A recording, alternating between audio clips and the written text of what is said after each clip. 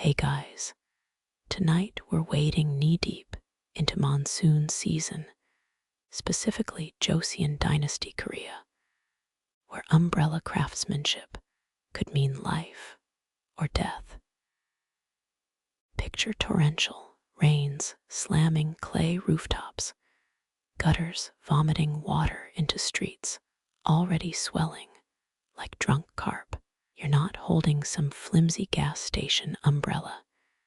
This is split bamboo ribs and persimmon-dyed silk, a portable fortress against heaven's wrath.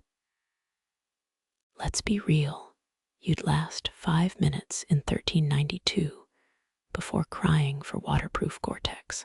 So before you get comfortable, take a moment to like the video and subscribe, but only if you genuinely enjoy what I do here. Where's everyone tuning in from tonight? Drop your city and current time. I'm curious who's braving midnight storms with me. Now, dim the lights.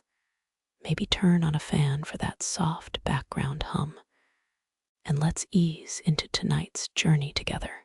The monsoon doesn't ask permission. It colonizes your bones first.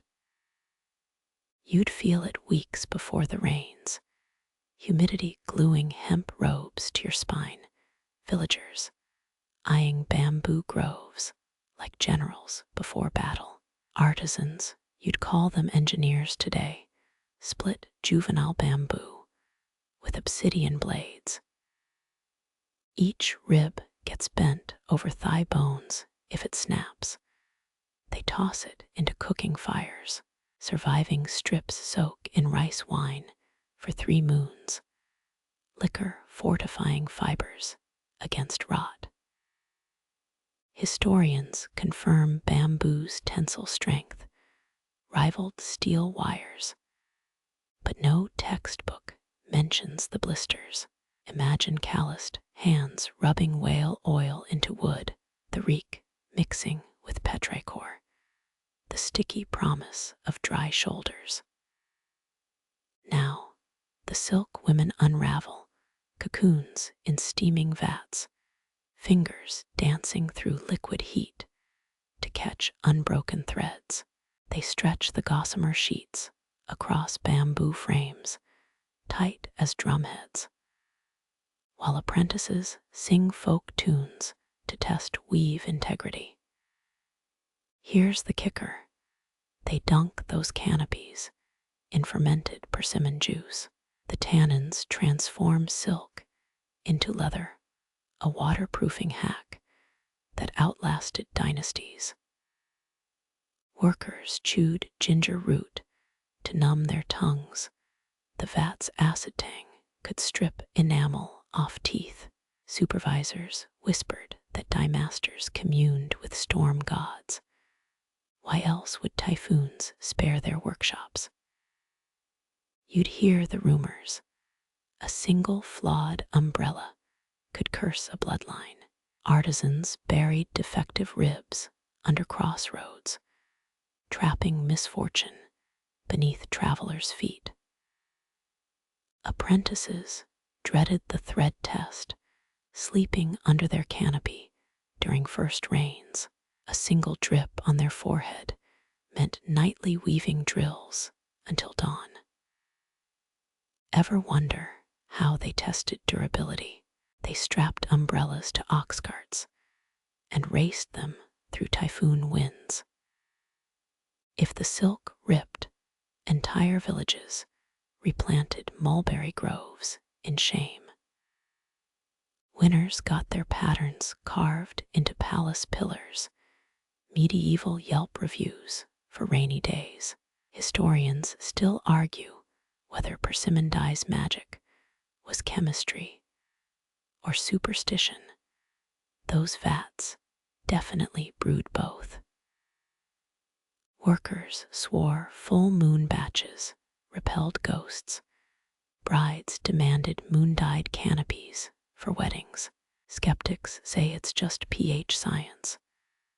But try explaining that to a Joseon farmer facing haunted rains. You're not just holding bamboo and silk, it's geometry in revolt against chaos. Each rib angles precisely, too steep, and the wind gutters you too shallow, and rain drowns your collarbones. Artisans recited rainfall mantras while gluing joints, their breath sinking with monsoon rhythms. Lose focus, and boom, your canopy becomes a kite, dragging you toward the yellow sea. And let's not romanticize the labor. Sweat stings your eyes as you lacquer another rib. Your knees ache from squatting over dye pits, your fingertips permanently stained burnt orange. The workshop master inspects your work, tusking at a barely visible warp in the silk. Back to the vats, your sixth attempt today, while the monsoon taunts you through paper-thin walls. Worse yet, royal inspectors. They'd arrive unannounced, scarlet robes soaked through, demanding to test your wares. Pass their trials, and you'll supply the palace guards. Fail, and your tools get tossed into the Han River. One artisan reportedly drowned himself after failing. His ghost still moans in Seoul's alleyways during storms. Here's a fact your history professor skipped. Umbrella makers often went deaf. The constant rain hammer on silk during quality checks damaged eardrums over years. Old masters read lips long before it was fashionable, their hands fluent in the thunder's grammar. You'd think such skilled labor brought prestige. But nah, umbrella artisans ranked below potters and barely above eel-catchers. Their only consolation during monsoon months, even kings bowed to their expertise. Peasants traded chickens for emergency repairs. Nobles discreetly paid double for urgent orders. Let's talk materials procurement, because OSHA would have had a field day. Men scaled cliffs to harvest wild persimmons, their ropes fraying as they stretched for the fruit. One slip, and you're fertilizing the next harvest, your body part of the very dye that failed you. Women foraged for silkworms in wolf-patrolled mulberry forests, each cocoon a calculated risk. The final product, a masterpiece you'd sell for 18 copper coins, enough to buy turnips and maybe a frayed blanket. Unless the tax collector takes his cut, then it's just turnips. But on monsoon nights, when your creation shields a scholar's son or a queen's maid, you pretend the sting of dye burns doesn't matter. Wind rattles your paper door, another storm brews in the distance. You dip a brush in persimmon ink, recording today's failures on the workshop wall. Somewhere down the coast, a fisherman's umbrella collapses, the sea claiming another amateur. Your candle sputters, the flame's last gasp, mimicking a drip's descent. Tomorrow, the bamboo splits anew. You feel the weight of royal silk, first, 3 layers dripping privilege down your spine. The 1392 sumptuary codes crackle like wet rice paper. Here kings decreeing even raindrops must know their place. 9 oiled tiers for Yongbin nobles, canopies, the number matching heaven's sacred levels. 3 coarse hemp sheets for farmers, any extra folds punishable by 10 lashes. Remember those bamboo ribs from the artisans' quarter. Now they're measuring sticks at palace gates, guards, snapping rulers against your umbrella's edge. Your fingers graze forbidden stitching, that eighth hidden layer your cousin sewed in moonlight. Historians still argue whether these laws kept silk prices stable or just let nobles play human peacocks.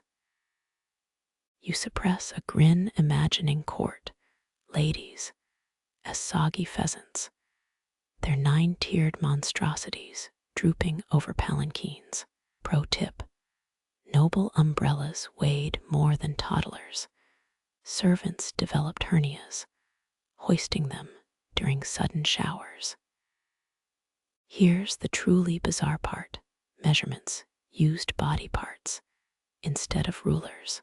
A true span meant from sternum to fingertip, unless you cheated by slouching. Guards carried bamboo calipers, splaying ribs open like interrogators' tools. The punishment: 50 strikes with oiled reeds, though records show bribes often morphed lashes into light taps. Ever seen a merchant accidentally drop a silver coin during inspection? Suddenly, his 3-layer umbrella gains mysterious rain-blocking prowess. Drizzle slicks the checkpoint stones as you approach, your heartbeat sinking with distant thunder. The guard captain's breath smells of pickled onions when he growls. Span. Now you extend your canopy, praying your smuggled silk doesn't hiss. His caliper creaks against bamboo ribs, each tick mark judging your place in the storm. Fun fact: these umbrella laws birthed Korea's first standardized measurement system. No joke. That 3-layer rule later defined land plots and tax buckets. One rebellious daimyo tried skirting restrictions with detachable silk sleeves. It sparked the 1423 Ranger Revolt.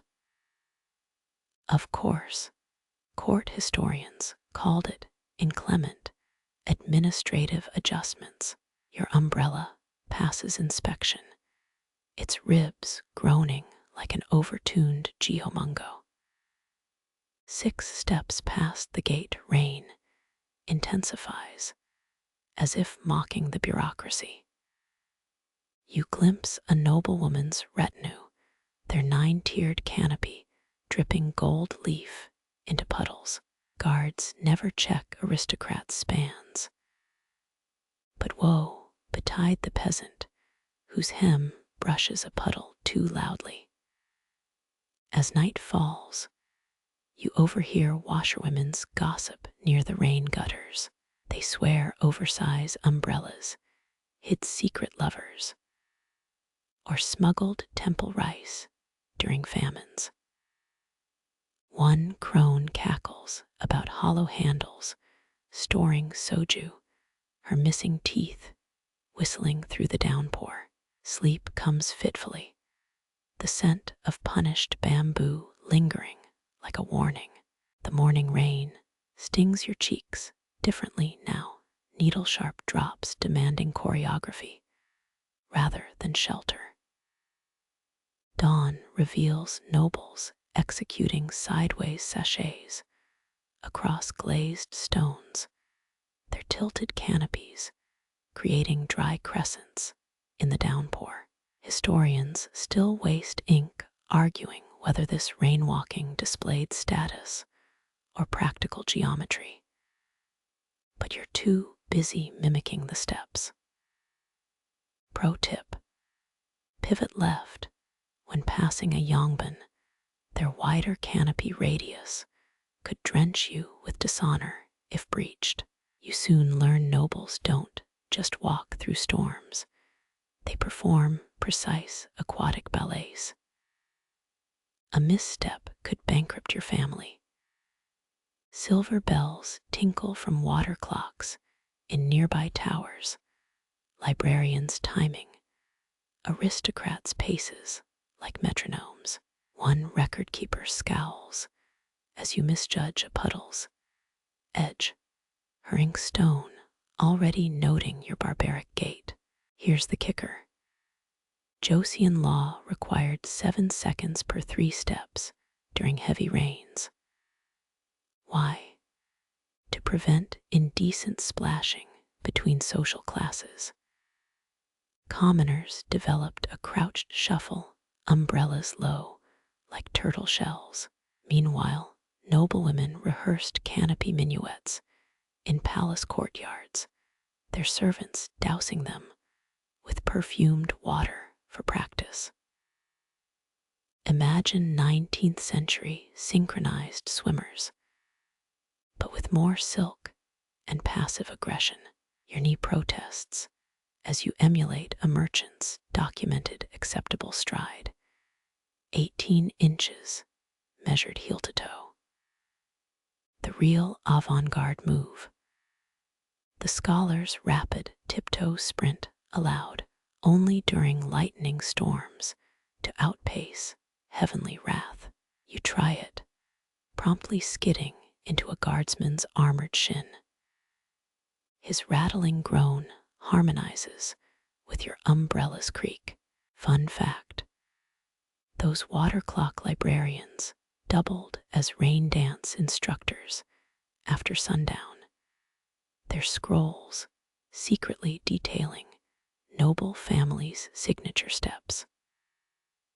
One ledger lists the back clan's swan glide as requiring 17 minutes past the hour, whatever that means. Of course, historians still debate whether these were actual instructions or royal astrology notes. You notice a noblewoman's retinue approaching, their 9-tiered canopy rotating like a predatory flower. Time for the supplicant sidestep you saw fishmongers use yesterday. Back rigid, left foot crossing behind, right umbrella rib grazing the puddle's edge without splashing. The nobles float past, their hems whispering secrets about your provincial posture. Here's where it gets delightfully weird. Commoners invented rain whispers, phrases timed to footsteps that supposedly softened splash sounds. Murmur Bainida on the 3rd step to appease water spirits, or Jalbanda if a noble's nearby. A toothless Ajama teaches you this between merchant stalls, her own umbrella leaking as she demonstrates. Sleep-deprived linguists still catalog these rain dialects when they're not arguing over soju. As twilight stains the puddle's copper, you spot scribes correcting nobles' rain-walking techniques by lamplight. Their bamboo pointers tap stone like woodpeckers. Tuck the elbow, Minister Lee. The 1431 edict specifies 30-degree angles. You stifle laughter imagining these as Joseon-era tick-tock challenges, until a guard's glare suggests he's reading your smirk.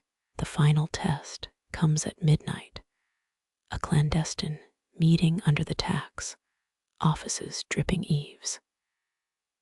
Your contact arrives with the signature merchant's hesitation, 3 quick steps followed by a bow.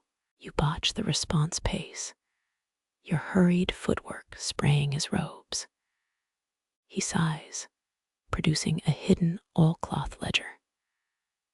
At least learn the rain almanac codes, he mutters, pointing to symbols masquerading as umbrella stitch patterns. Dawn finds you practicing near the archives, each step counted by a librarian's sleepy yawns. Your ankles burn, but your canopy now carves respectable arcs through the drizzle. Somewhere, a noblewoman's daughter perfects her phoenix ascent in a mirrored courtyard, unaware her future hinges on monsoons rather than matchmakers. You press a coin into the librarian's, palm her finger tracing a forbidden diagram in your trembling hand. Just remember, next time you tilt an umbrella against the wind, you're executing 600 years of wet etiquette. Or, as the guards would say, stop flailing like a speared crab and move. The moon handle's chill seeps into your palm before you see it. A pearwood grip, carved with leaping rabbits worn smooth by generations of secret palms. Eunuchs glide past like shadow puppets, their lunar-branded umbrellas hissing through rain you realize isn't falling on yours. Historians grudgingly agree only castrated men carried moon handles. But good luck finding why in royal records. Your guide, a ginseng merchant missing 2 fingertips, nods toward a eunuch's retreating silhouette. Try carving that bunny motif tonight. See what typhoons visit. His smirk suggests he's testing foreign stupidity, until you notice his own umbrella lacks any decoration. Pro tip: pearwood's sweet aroma attracts carpenter ants during storms. Better keep moving. Here's where Joseon's umbrella etiquette gets delightfully unhinged. Drop a moon handle. That's 7 years of cursed harvests, unless you bury it facing east with millet seeds. Farmers still whisper about 1592's rotten summer, when 9 buried handles sprouted into bamboo groves overnight. Archaeologists found petrified pearwood in Jeonju, but the government insists they're roof tiles. You attempt the eunuch's signature grip, thumb over rabbit ears, pinky hooked under the cosmic disc. Rain suddenly sluices sideways, revealing your canopy's 7th rib has split. Coincidence? The ginseng man stifles laughter, then freezes as thunder growls like a hungover tiger. Fun fact: eunuchs oiled their handles with menstrual blood, at least according to that one banned 18th century scroll.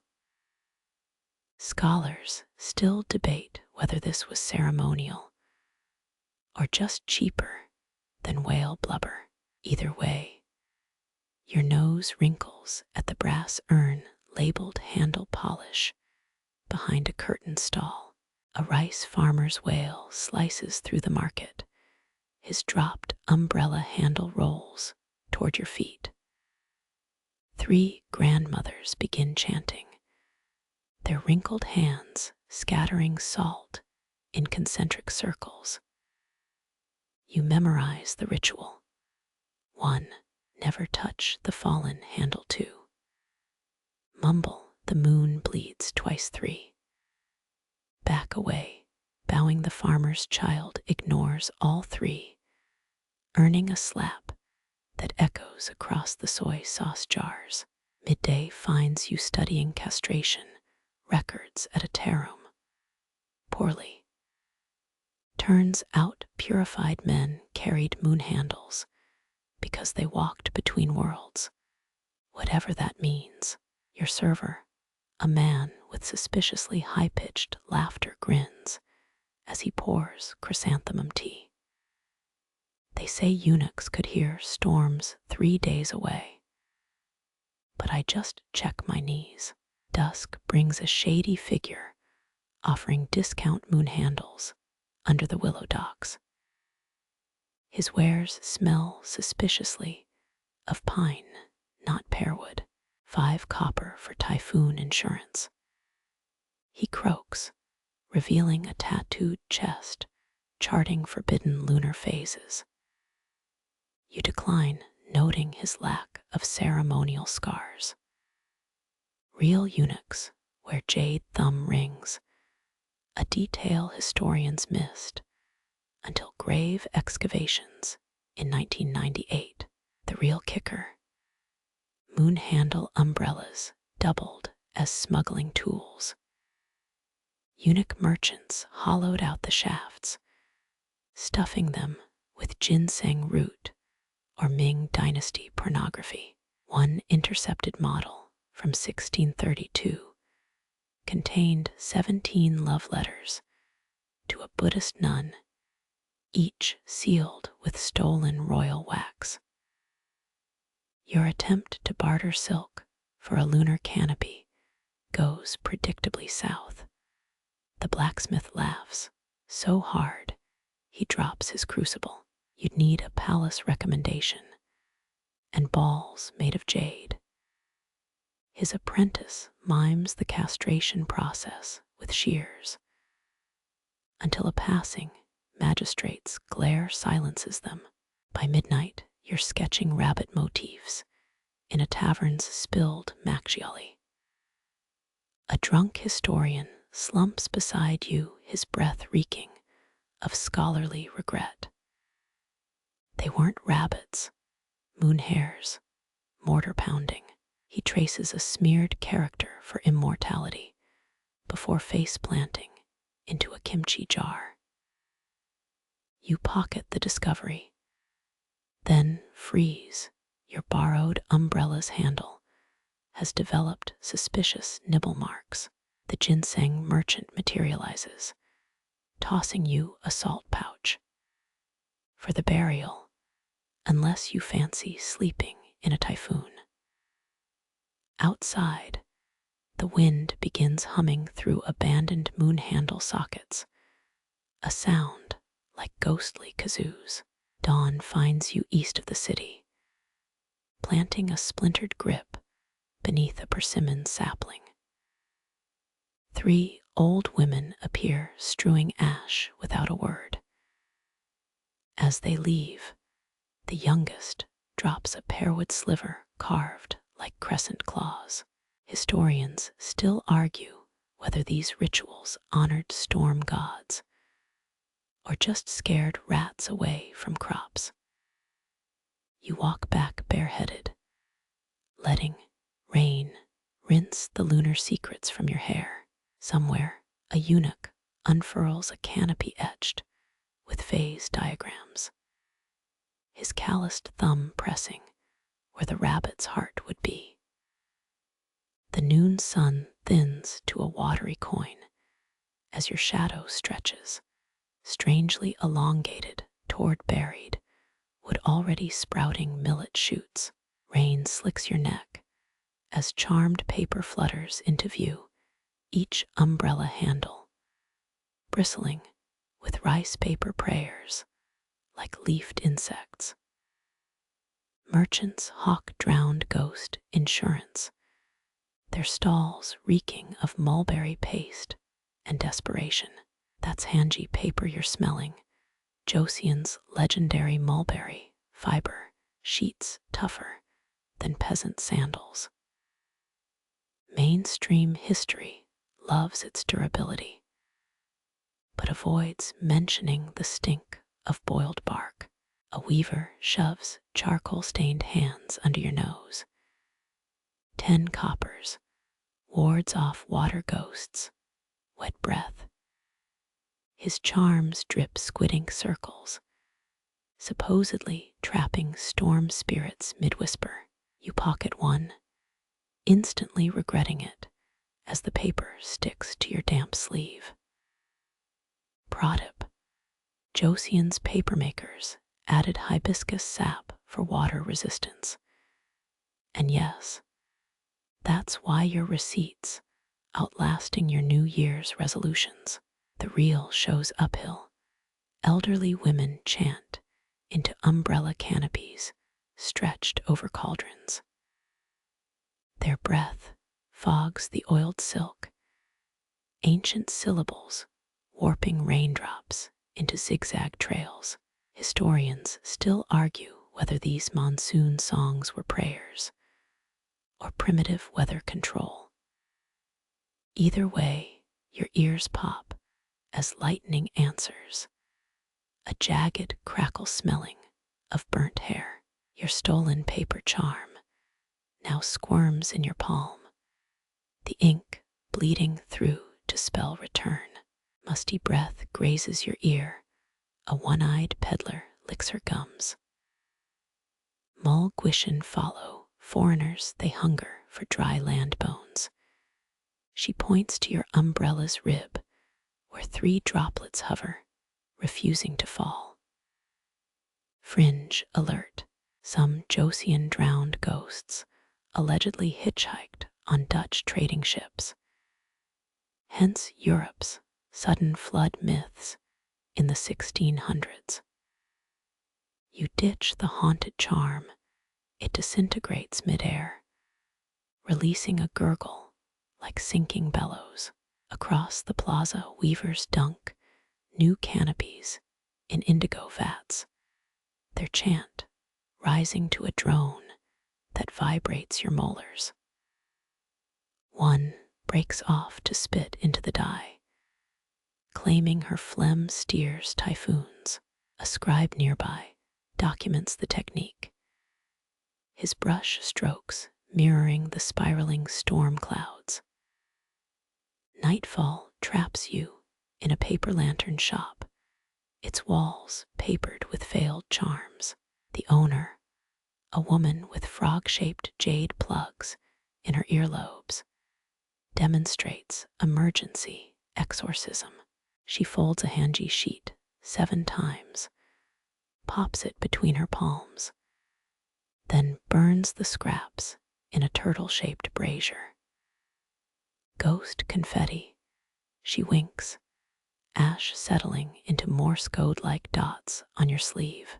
You pretend to take notes, secretly swiping a dragon's cough remedy scroll.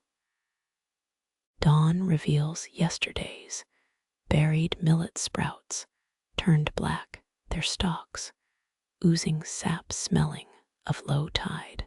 A passing monk mutters verses into your umbrella's ribs, his thumb smearing ash across the rabbit motif. They're waking, he says, though they remains ominously unspecified.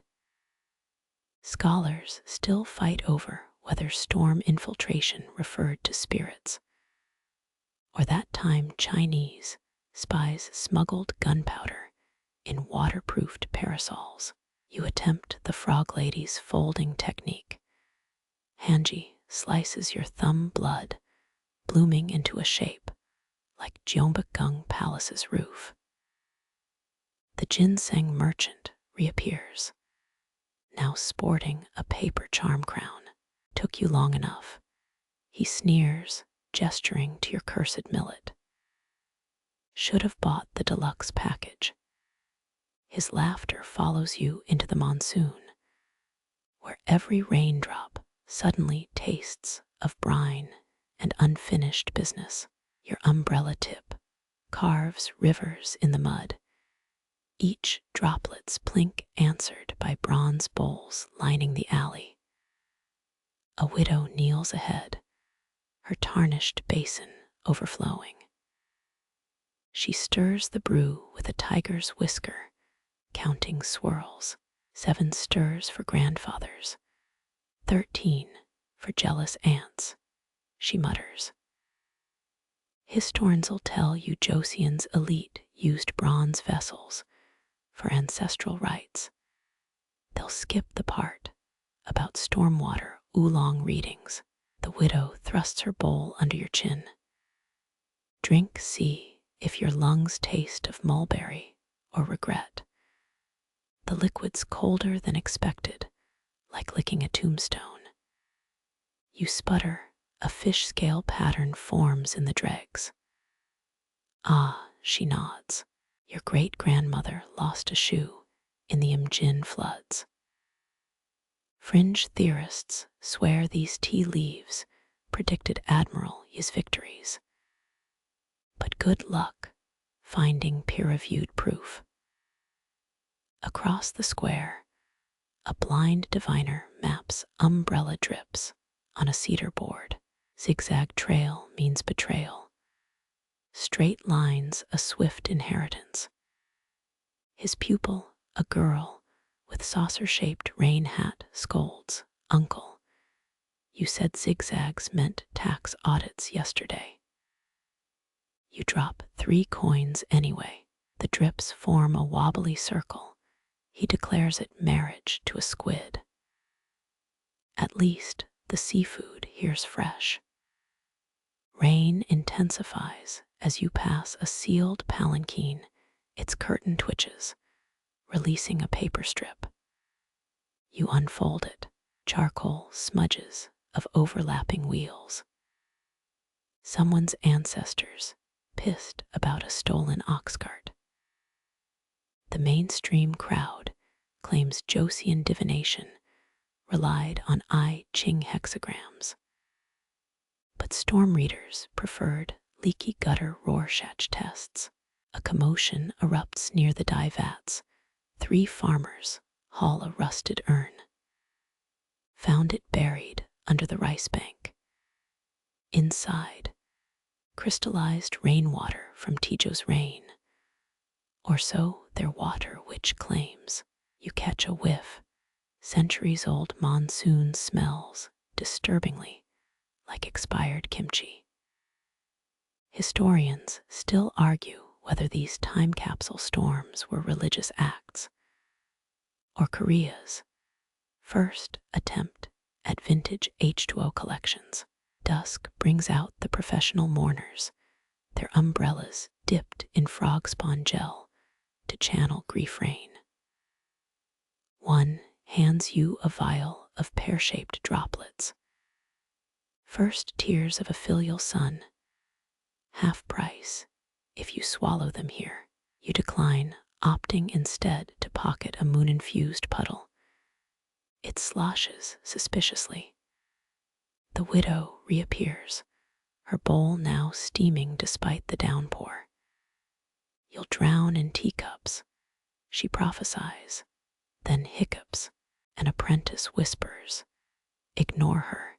She's been mainlining chrysanthemum gin since noon."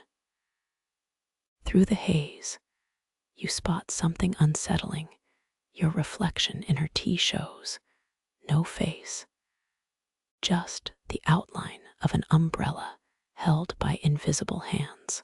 Lightning snaps. The diviner's cedar board bursts into flames. A sign. He yelps, dancing through embers. Great turmoil. Change. Also, someone's goat is pregnant. You're halfway to the tavern when the widow's final warning slithers past. Check your shadow at the next crossroads. If it drips upward, run. Your hand trembles as you light a stolen lantern. The flame bends sideways, casting liquid shadows that pool around your boots like spilled ink. Raindrops hit the ground, not with a plink, but a muffled thud. You grip your umbrella tighter, its handle suddenly colder than the widow's cursed brew. The gutter's whisper rises above the storm. A sickle-shaped blade parts wet silk behind you.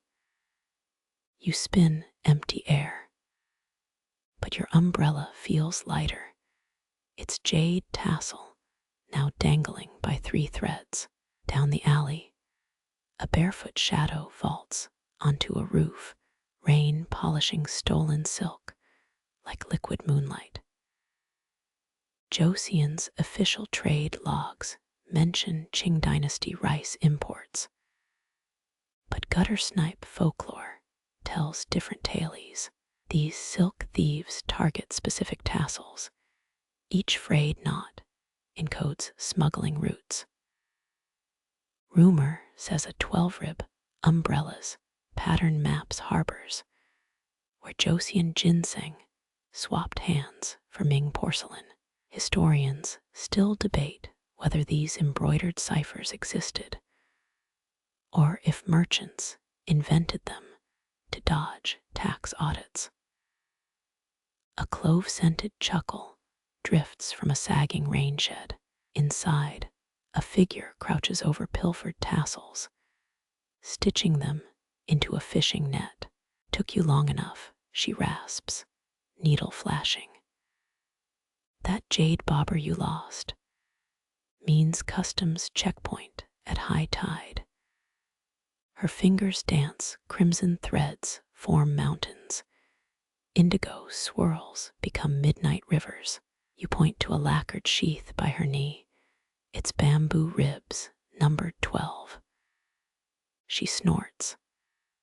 This old thing, useless since the Qing port master's daughter got indisposed. Her wink suggests maritime scandals over tea tariffs. Outside, steel clangs, salt guards' helmets glint through rain. The thief flips the umbrella open. Its torn canopy projects shadow puppet ships onto the wall. See those cranes near the mast means safe passage if you don't mind sharing hull space with smuggled tiger cubs. A droplet hits the silk. The shadow ship dissolves into 9 howling kittens. Must have used a defective persimmon vat. Footsteps splash closer. She thrusts the 12-rib relic at you. Its handle conceals a lotus-shaped compass. North docks compromised. Head west. Follow sewage stink past the leech breeder's hut. As you slip into the storm, she adds, and don't let magistrates' spies see you limp. Their new hounds track soggy gait patterns. Rain soaks through your collar as you reach the docks. 3 fishing junks bob like drunken turtles. Their crews huddle under suspiciously ornate canopies. A boy tosses lotus pods at your feet. 12 seeds mean you're cleared for boarding. 11 means we throw you to the carp. You count aloud. The 12th seed rolls into a crack. The crew bursts out laughing. Relax. Qing's spies can't bribe actual carp, probably. They haul you aboard just as salt guards storm the pier. The captain, a woman with octopus tattoos, snatches your umbrella. Let's see.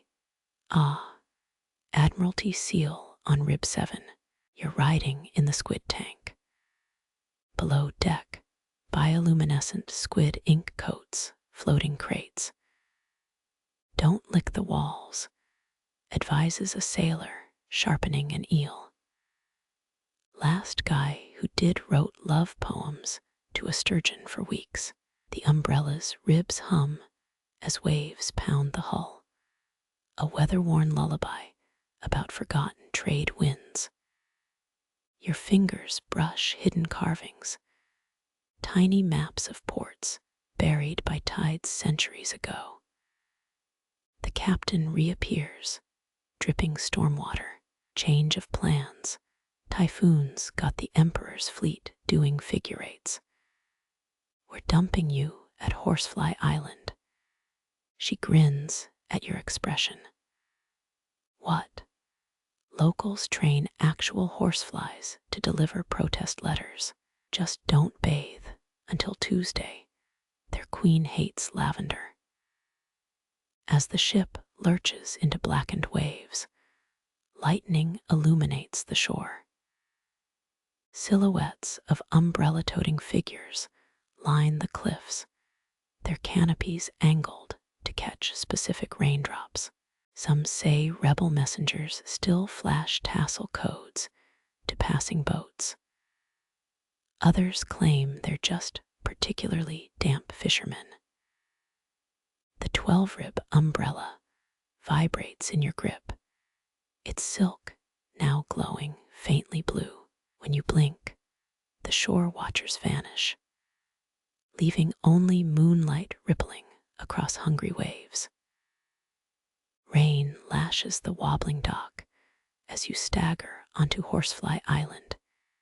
Each step squelches through mud alive with wriggling larvae. Villagers trudge past wearing inverted rice baskets, their conical shapes dripping like sad turtle shells.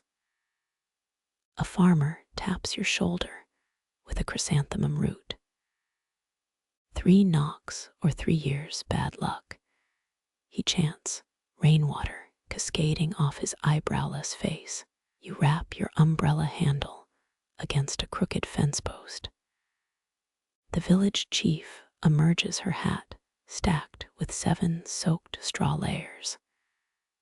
Shelter's granted, but chew this first. She hands you moldy barley husks. Historians confirm Joseon law required aid during monsoons, though none mention compulsory snack rules. The hut smells of fermented leeches and damp death. A grandmother roasts cicadas over coals. Ignore the screaming, she croaks, just their wings popping. Outside, a teenager kicks a waterlogged basket. Last harvest, old Min refused a beggar. Now he plows her fields and her husband's grave. His laugh dies as the chief glares through rice paper walls. Turns out 3 knocks wasn't metaphorical.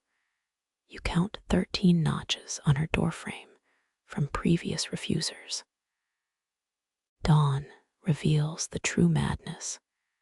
Kids batting shuttlecocks made of braided frog skin. Elders playing jangi with snail shell pieces. A woman drags a bamboo sled piled with mildewed umbrellas. Forbidden to burn them, she explains. Bury east-facing so their shadows don't curse the barley. You spot a 12-rib handle poking from the heap. Its once proud compass, now rusted shut. The chief finds you eyeing a stolen relic. That once bound for Magistrate Wu's cesspit, along with whoever tried hiding Ming Dynasty poetry in the ribs. Her knowing smirk suggests she's the reason horseflies' latrines smell like dissident sonnets. A horsefly lands on your neck. Its iridescent wings carry tiny scrolls tied with human hair. When you finally escape the island's damp hospitality, rain has shifted direction. It now falls sideways like heaven's forgotten broom. A fisherman nods at your umbrella. Smart. Last week's downpour dissolved 3 basket wearers into, let's say, unrecognizable stew. His chuckle fades as thunder growls, the clouds mimicking a hungry stomach. Back in the leaky skiff, you notice new stitching on the canopy. Someone's embroidered tiny horseflies dancing around the 12 ribs. Historians still argue whether these peasant rain laws prevented famines or just gave bored officials more people to punish. The answer probably depends on whether you're the one holding the umbrella or the basket slowly filling with rain. The skiff's embroidered horseflies flutter as you dock at Jeonbukgung's back canals. Eunuchs in oiled paper coats wave you toward the concubine's steam pavilion. A maid shoves crushed mint leaves up your nose. For the stink of commoner rain, she mutters. Palace records show royal mistresses rehearsed daily drying drills, though nobody warned you about the nasal contraband. Inside, 3 concubines hoist sodden silk skirts like battle flags, lotus petals pressed between trembling knees. 1 wrinkle means 6 hours kneeling on wet jade, hisses Lady Hyejeong. Her blotting paper, nightingale drool-treated petals. Actual nightingale drool.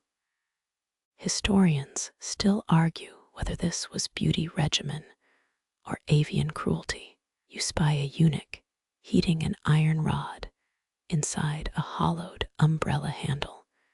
Steam curls into shapes resembling Hangul characters. Ignore the letters. A concubine whispers, "Last week's steam spelled tyrant. We're still finding the apprentice's fingers." The iron hisses against silk. A half-jarred peony blooms where wrinkles once lived. A crash echoes. Junior concubine shim dives for a dropped petal before it touches polished cedar. Too late. Senior maids descend like herons, their wicker fans whacking her calves. 7 years bad marriages. They chant. The punishment. Rewashing every royal umbrella in the West Wing with snowmelt gathered by tongue. You're handed a practice hem soaked in rosewater. Blotting tutorials begin. Failures get marked with persimmon juice stains. Success earns a pine nut stamped with the king's seal. Swallow it whole, advises Lady Hyejeong. The royal bowels demand loyalty.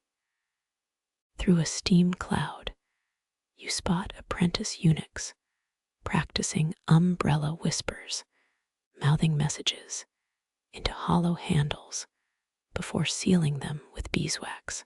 1 overeager lad inhales instead of exhales. His cheeks bulge as steam shoots out both nostrils.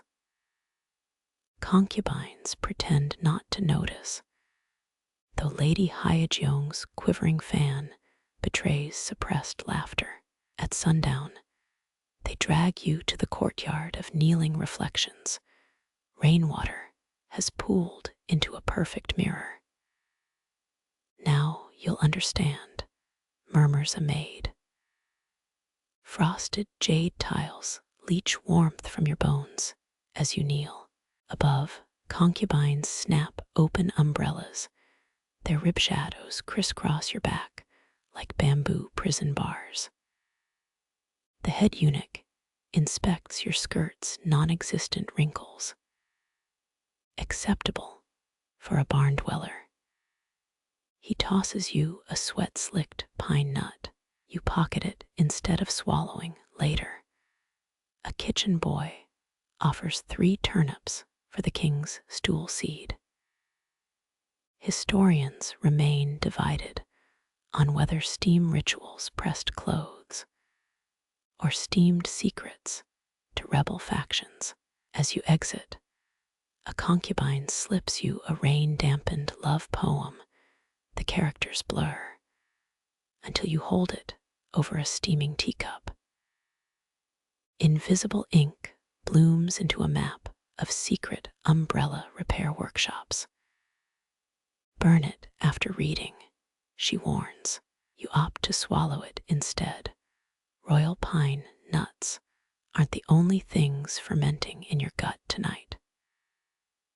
Thunder shakes the workshop's paper walls as you stumble into the umbrella forge, the only place still lit during monsoon curfew. 4 blacksmiths straddle bamboo ribs like bareback riders, their hammers striking in time with lightning flashes. Palace records confirm storm repairs happened at night. Nature's concussive QA testing. An apprentice thrusts a candle-waxed mallet into your hands. Hit where the thunder tells you. You miss the warped joint entirely. The resulting spark singes your eyebrows. Someone snorts. Historians still argue whether these midnight sessions fixed umbrellas or coded anti-Ching slogans into bent frames. Pine resin smoke stings your eyes as grinders reduce amber chunks to sticky paste. 9 clockwise stirs, 10 summons mold demons, mutters a girl with gum-shut fingers. You soon discover why the resin bonds to skin faster than court gossip. A senior smith barks laughter.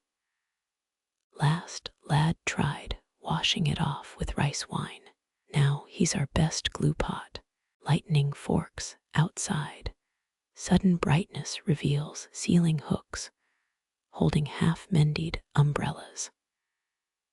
Their shadows stretch like spider legs across apprentices, etching repair marks on oxhide scrolls. The smith chief slaps your hand away from a cracked rib. That one's for the lightning to judge.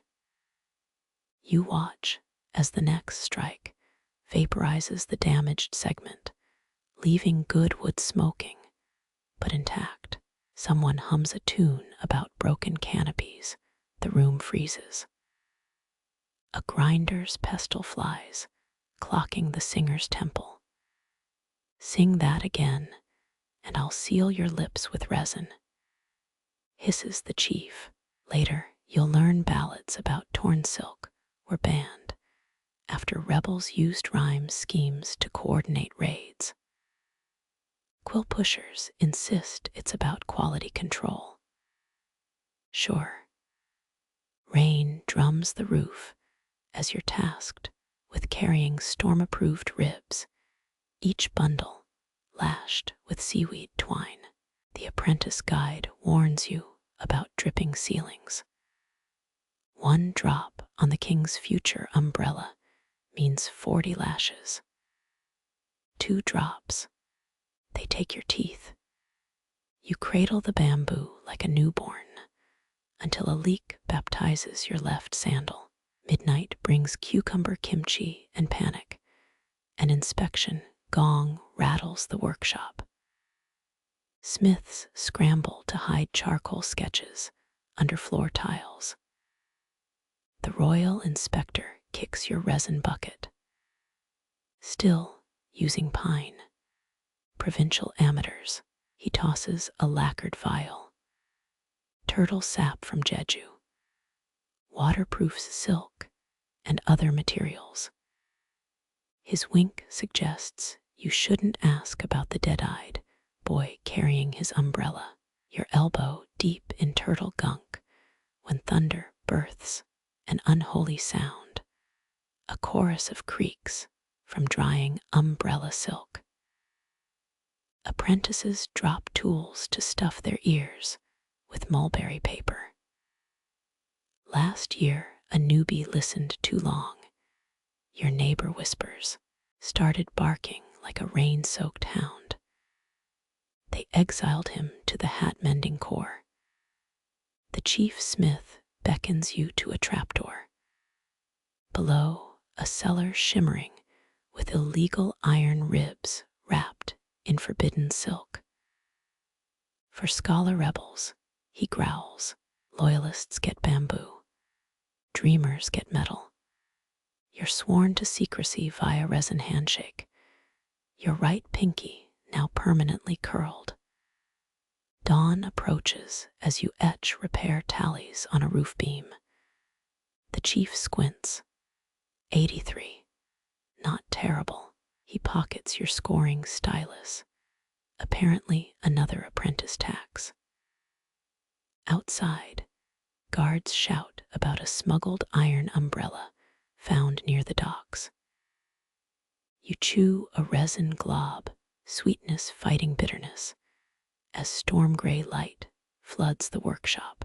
One truth becomes clear: tonight's repairs will outlive both king and reign. Dawn's gray light finds you squelching through sewer runoff that reeks of fermented ginger, the merchant quarter's signature cologne. Umbrella stalls line the street like ribbed mushrooms, shopkeepers fluttering oilcloth samples like mating birds, while Joseon's court, obsessed over silk grades, records show checkered canopy borders, signaled plunging rice prices, a secret handshake for bulk buyers. A fish sauce merchant shoves a scarlet umbrella into your hands, 12 strings of coppers, or 3 fresh ginger roots. You blink, he sighs. One knob buys 1 dry minute to the tea house. Calculus isn't my problem. His finger taps the handle. 9 gnarly protrusions mark previous transactions. You dodge a water seller's splash jug. His donkey's umbrella hat drips into a bamboo aqueduct system. A passing noble's retinue forces everyone's canopies downward, their oiled patterns shimmering with hidden flower petals. Historians still argue whether these designs mapped smuggling routes or catalogued brothel discounts. Psst, a ginseng hawker flaps her duck feather umbrella. Its striped brim hides a ledger of Manchu characters' nonsense until raindrops make the ink bloom. Illegal. She winks. This is just waterproof poetry. The rhyme scheme smells suspiciously like a grain tax workaround. A commotion erupts at the toll bridge. Guards confiscate a merchant's umbrella speckled with white dots, a mildew code for oversold silk inventories. The owner wails while scribbling restitution vows using handle-ash ink. 40 years my family sold here. You can't. A soldier stuffs ginger into the man's mouth. New policy. Complaints get measured in spice weight. You shelter under a tavern's leaking awning, its rusty gutter etching tear tracks down your neck. The owner slides you a clay cup. Rainwater. Free. Dry seat. 1 ginger sliver per quarter hour. Through the window, merchants flash folded umbrellas at informants, their spines twisted into abacus shapes. A thunderclap sends vendors scrambling to reverse their canopy linings. Suddenly, every pattern aligns northward. Storm prayer ritual, mutters a knife sharpener. His own umbrella stays defiantly askew. Or lazy bastards copying Qing tax dodges. Hard to tell postum Jin war. 3 blind tea traders shuffle past, their linked umbrellas humming a cargo list in coded drips. One pauses, sniffing your sleeve. Resin and turtle sap. Ha, the forge owes me 17 ginger roots. He licks his canopy's edge. Tell chief smelly fingers, I want interest, compounded hourly. Sunlight pierces the clouds. Umbrellas snap shut as merchants compute shadow lengths to reset bargain timers. You spot an apprentice from the forge, now hawking lightning charms, burnt bamboo scraps. His sales pitch dies when someone lobs a rotten ginger root at his head. The noon rain resumes with vigor. You're negotiating shelter under a pickle seller's canopy when her toddler bangs the spine. 5 pickled plums plop into the mud, their fall triggering a frenzied price adjustment from neighboring stalls. 7 generations my family's sold here, she moans. Never seen math move so fast. Dusk brings the ginger audit. Tax men dip scales into monsoon puddles, their weights floating suspiciously. A ledger keeper stamps your hand with indigo dye. For the umbrella-less, you glance at blistered feet wading past. The ink itches, much like your unanswered question. Do those checkered canopies truly track rice, or camouflage Joseon's first futures market? The answer dissolves with sunset, lost in puddles, reflecting 1,000 folded umbrellas. Each rib hums a different truth. The indigo tax stamp burns like a bee sting as you drift toward lantern glow. The night district's paper moons, blotting out stars. Lotus oil and cedar smoke cling to silk canopies twirling above Joseon courtesans, their spines lacquered black, a S Chinese letter, S secret decrees, while these artists famously mastered geomungo zithers. Few realize their umbrella choreography mapped political storms. A dancer's sudden counterclockwise spin sends ripples through the crowd. Merchants snap shutters as samurai boots crunch gravel nearby. Mere coincidence, insists the handbook chaperoning your tour. Try telling that to the rice broker, now retreating uphill. His hastily folded umbrella leaks a trail of millet grains. You're offered a rain song scroll, its mulberry paper blank, until droplets coax crimson peonies to bloom. Our Lady's latest composition, murmurs an attendant. The love poem smells suspiciously of pickled ginger and plots to divert tribute rice. Historians still debate whether these ink blossoms were romantic gestures or the Joseon equivalent of dead drops.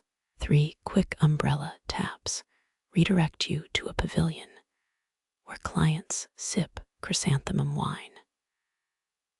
A courtesan's sleeve catches your wrist, her pearwood handle cold as a tomb guardian. Lingering stares cost extra after the 3rd rainfall, she purrs. Behind her, a novice practices signal twirls and nearly impales a tea server. Emergency, gongs drown the music as patrol torches approach.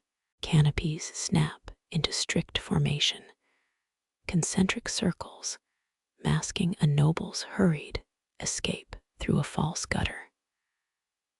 Plum rain rehearsal claims the house madam. Her death grip on a duck feather umbrella suggests otherwise.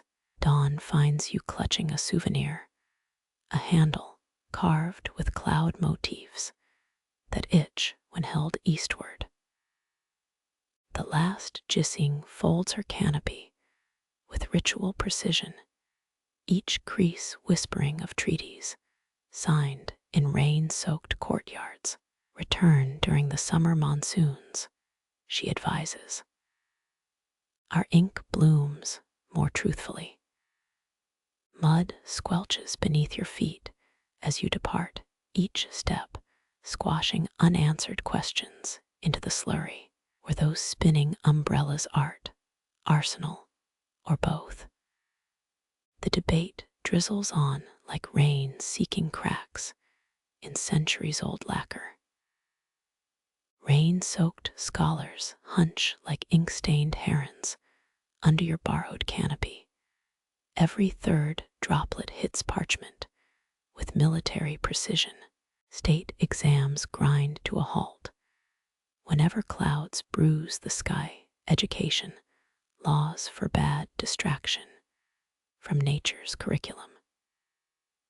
You sidestep a puddle where 7 failed theses dissolve their characters, bleeding into a Rorschach test for ambitious ghosts.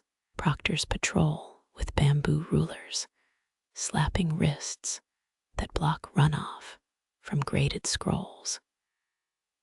Regulations demand vertical alignment, hisses one examiner. His umbrella handle drips vermilion ink, a self-administered tattoo counting 49 whippings for poor form. The star pupil works under a canopy stolen from a Ming diplomat, its yellow silk still reeking of pickled duck eggs. He inks 77 characters as raindrops dent his paper, each word swelling into illegible blobs. Perfection, murmurs his rival. Historians still argue whether these aquatic compositions assessed practical governance or merely tested how long scholars could sit cross-legged in puddles. A novice ruins his parchment by sneezing 43 droplets scatter into phlegmy constellations. The proctor's ruler cracks down. Begin anew at Monsoon's end, he declares. The boy's whimper blends with cicadas mocking human ambition. You shelter beside a blind examiner judging essays by ear. Waterlogged paper allegedly reveals lies through its gurgling descent. He rejects a scroll with a snort. Too many adverbs, Rain prefers nouns. His attendant fakes transcription, secretly sketching umbrella designs from the splatter patterns. Midday brings steamed buns wrapped in last year's exam scrolls. Lucky students swallow poetic fragments whole.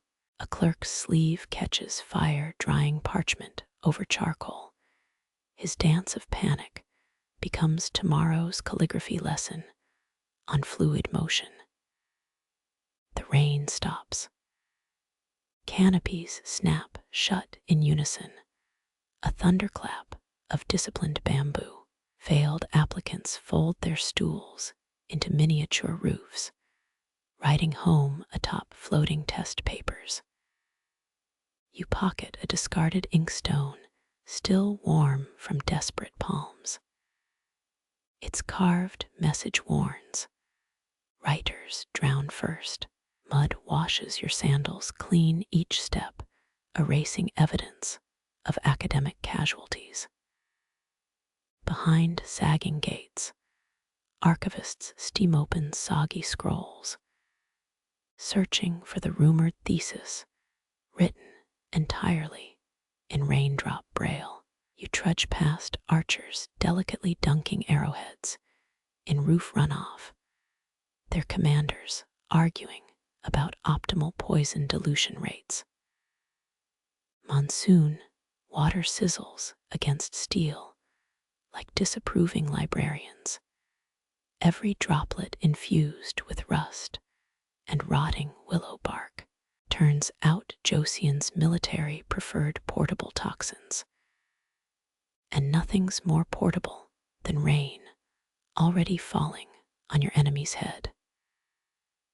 A spy in repairman's rags offers you a leaky joint inspection. His hollow umbrella handle clicks open to reveal a parchment map. Vanished mountain paths reappear when held under drizzle. Insurgent trails swelling into blood vessels across the kingdom's parchment skin. You decline politely. The man shrugs, his retreating silhouette mimicking a common bamboo merchant, until 7 left turns erase him from sight. Nightfall brings sentries licking umbrella fabric, tasting approaching storms for horsemen's dust. Their tongues turn blue from indigo dye, and possibly the powdered lead weavers used to outlast typhoons. Historians still argue whether 300 samurai horses truly collapsed from tainted puddles, or if commanders just enjoyed watching toxicology scrolls inflate their casualty reports.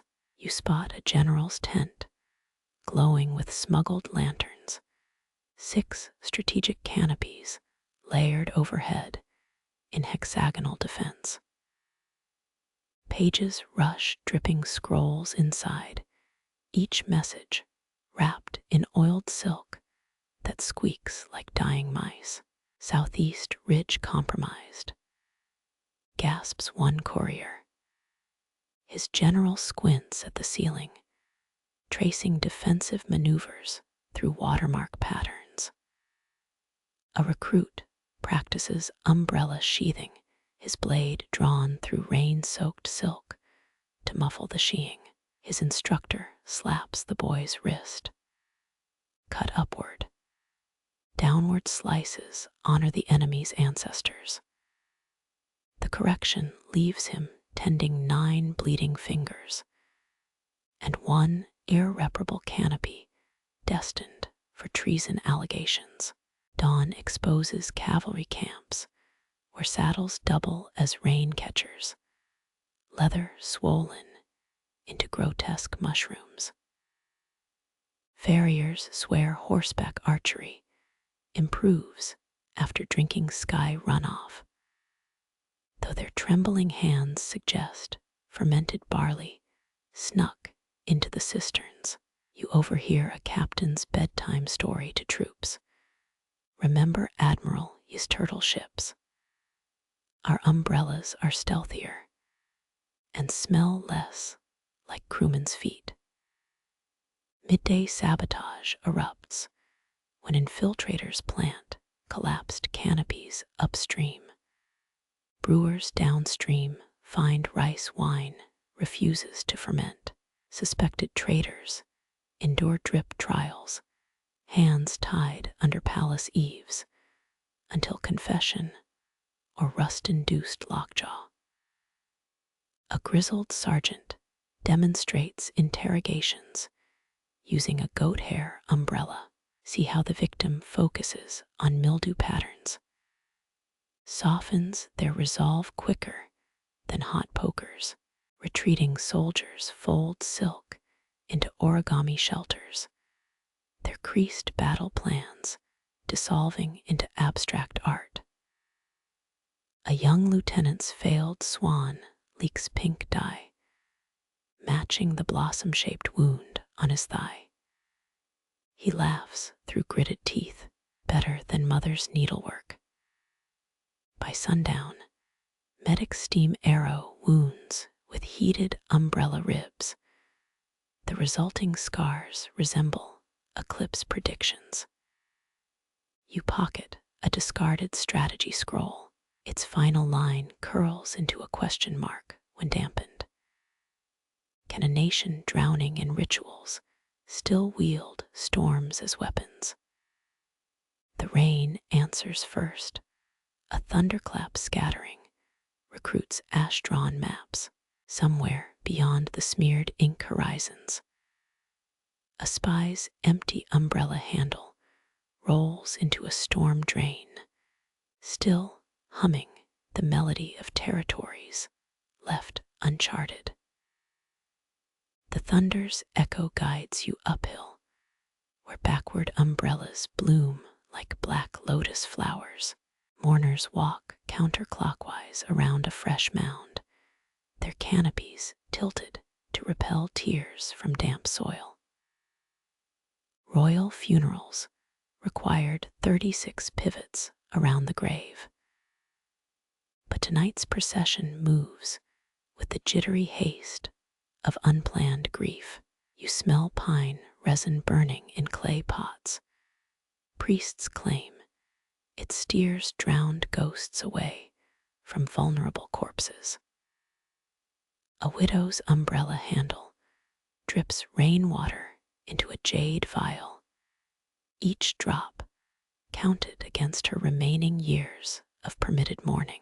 7 lakes worth, she mutters. Her sodden slippers leave mossy footprints that village boys will later sell as longevity charms.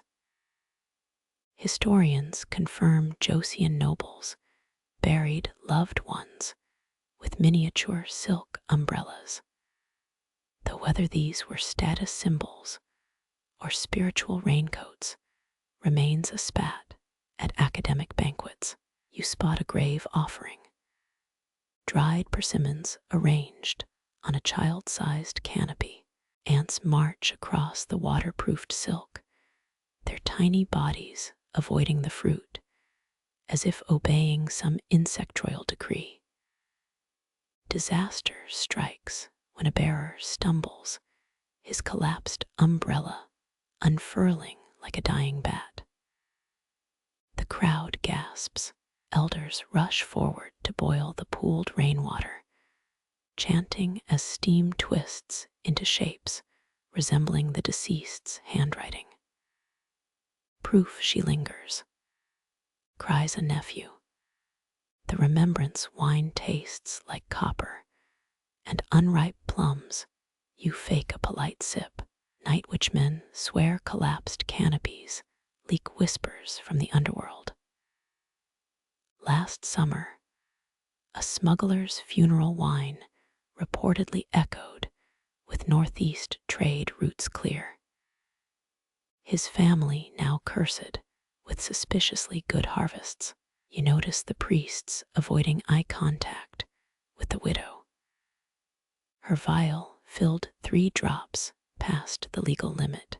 Dawn reveals farmers burying mildewed umbrellas in barley fields, handles pointing toward vanished graves. A girl laughs when her shovel strikes stone, until elders identify it as a rainwater shrine from the Goryeo era. Modern scholars still bicker whether these pits were ritual cauldrons or prehistoric umbrella disposal zones. The debate ends when someone's great uncle falls in. By noon, apprentice embalmers arrive with bamboo drying racks. Each corpse gets an umbrella inscribed with cause of death. Typhoon casualties rate decorative cloud patterns. Dysentery victims receive discreet chicken scratches. You glimpse a body wrapped in oiled canopy silk, the fabric whispering tales of a concubine's slippery staircase accident. Hungry crows peck at funeral rice cakes. Their caws sink with umbrella hinges creaking in the wind. A priest demonstrates spirit deflection techniques, twirling his canopy so fast it becomes a blurry halo. Teens bet copper coins on how many flies he'll decapitate mid-spin. You're offered memorial duty, polishing a general's combat umbrella until tassels bleed vermilion dye. Bloodstains from his final battle still cling to the ribs, forming constellations that junior officers consult before promotions.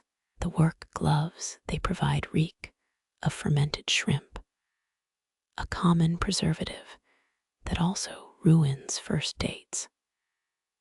As stars emerge, a drunk historian stumbles into the burial field.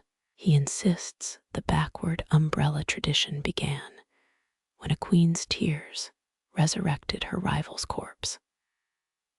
Total nonsense, snaps a passing monk, while secretly adjusting his own canopy to block moonlight from hitting the grave. Your throat tightens when remembrance wine circulates again, this batch brewed from yesterday's collapse. It smells like wet charcoal and apology letters. Someone mutters about typhoid outbreaks traced to poorly boiled funeral runoff. You suddenly miss those military camp cisterns. At least the barley gave the dysentery character. The widow departs at midnight, her boots swaddled in stolen canopy silk. Guards pretend not to notice. 7 years bad luck for stealing grave goods. But maybe infinite luck if the deceased really did favor her. By dawn, the mound sits abandoned, except for one stubborn umbrella planted handle first. Its shadow points toward the capital, where rain already soaps palace walls with the next generation's unresolved grief. The monsoon doesn't care about your blistered feet. It hammers the thatched roof, where 17 women puff mugwort, smoke into a newborn's nostrils. Midwives call this storm breathing, though you suspect it's just drafty architecture. A soaked canopy hangs upside down from the rafters, its silk catching raindrops deemed pure enough for fever teas. Innocence reign, whispers an apprentice. Her hands mold the infant's skull like rice dough, every indent plotted to avoid future umbrella headaches. You spot the mother's face, pale as mulberry paper, as they rub her thighs with silk from last autumn's typhoon. First storm cloth steals smallpox demons, explains a granny. She's been chewing pine needles since dawn. Her breath smells like a forest fire trapped in a teacup. When the baby wails, 3 midwives tap bamboo ribs against the ceiling, a coded rainfall to mimic monsoon rhythms. Eunuchs delivered royal infants under 9-tiered canopies. Commoners made do with leaky old paper. Historians confirmed Joseon queens kept birthing umbrellas as heirlooms, though palace records mysteriously omit how many concubines slipped during canopy inspections. Tonight's umbilical cord gets buried under the northwest eaves. The midwife plants a broken umbrella handle as a marker. Grows straighter than the child, she insists. You resist pointing out the last one sprouted moldy persimmons. Anti-physicians arrive at midnight, their sleeves dripping with stormwater collected from 12 districts. They boil the upside-down canopies runoff with dried tadpoles, a dubious tonic for breast milk shortages. Someone hands you a ladle. The broth tastes like pond scum chasing a promotion.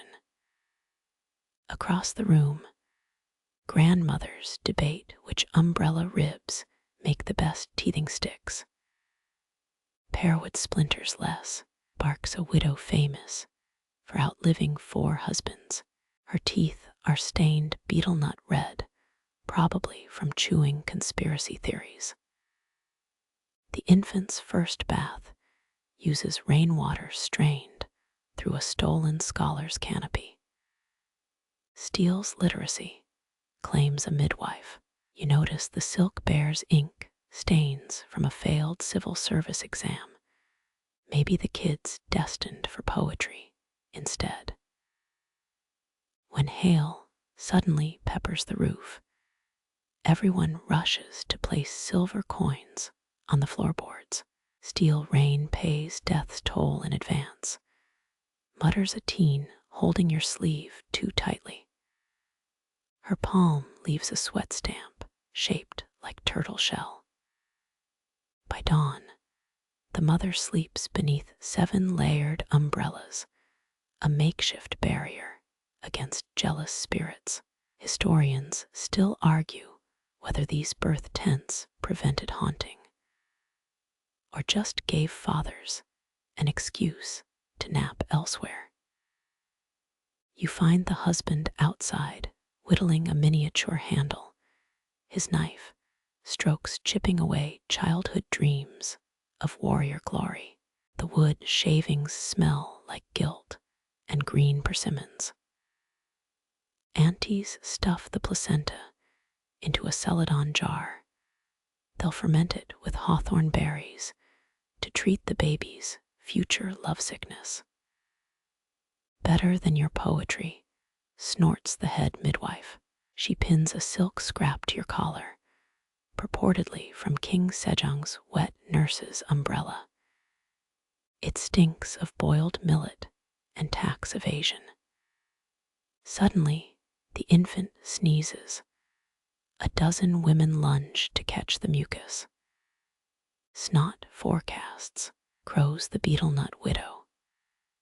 She reads the droplet patterns like star charts, predicting marriage prospects and monsoon severity. This specimen allegedly suggests 3 husbands and a rice blight. The mother sleeps through it all, her exhaustion radiating like a scholar who just translated the Analects backward.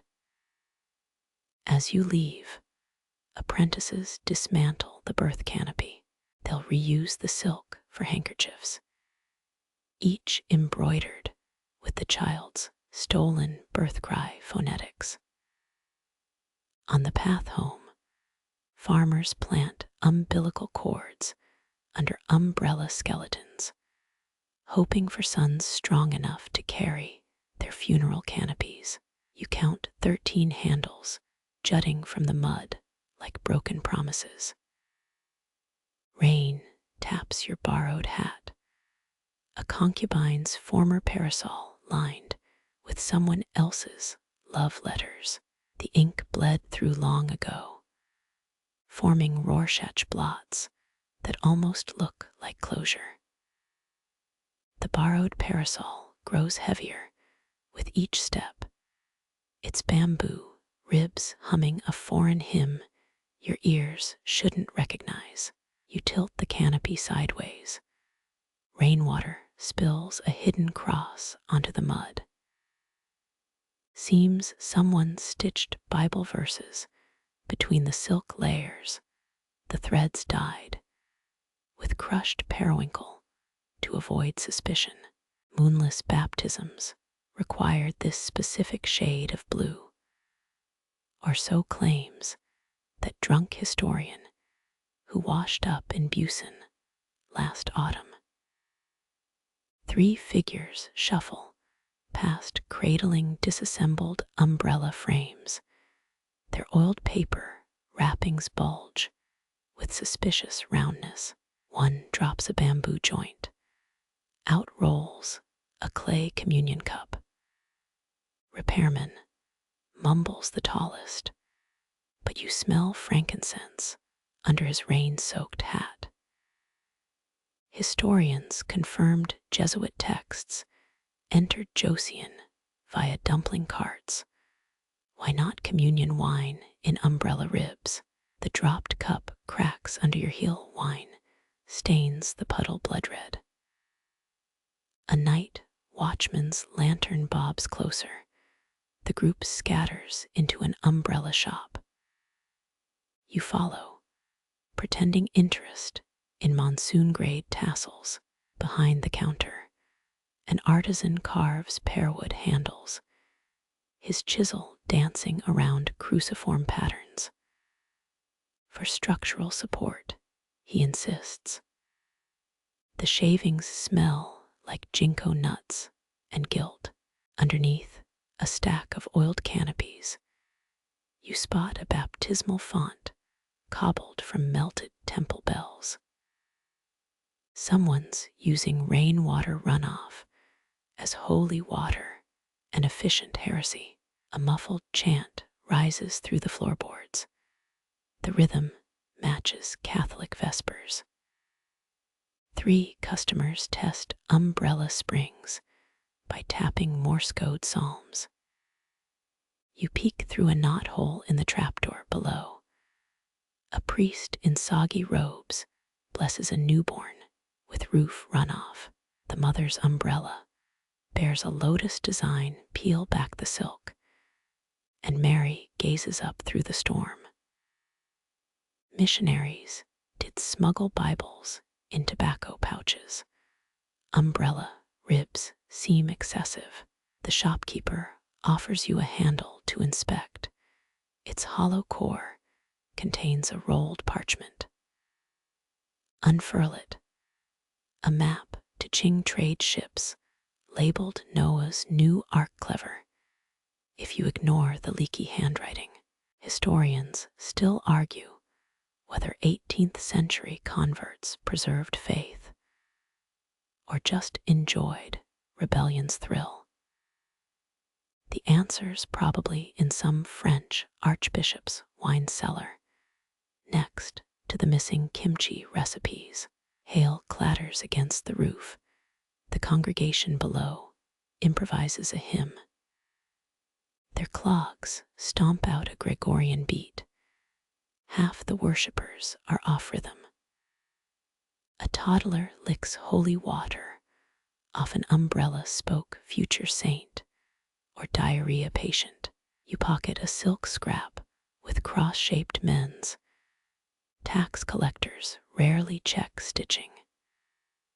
Outside, the storm worsens. Your parasol reveals another secret. Moonlight hits the treated silk just right. Now it's a star map pointing toward Macau.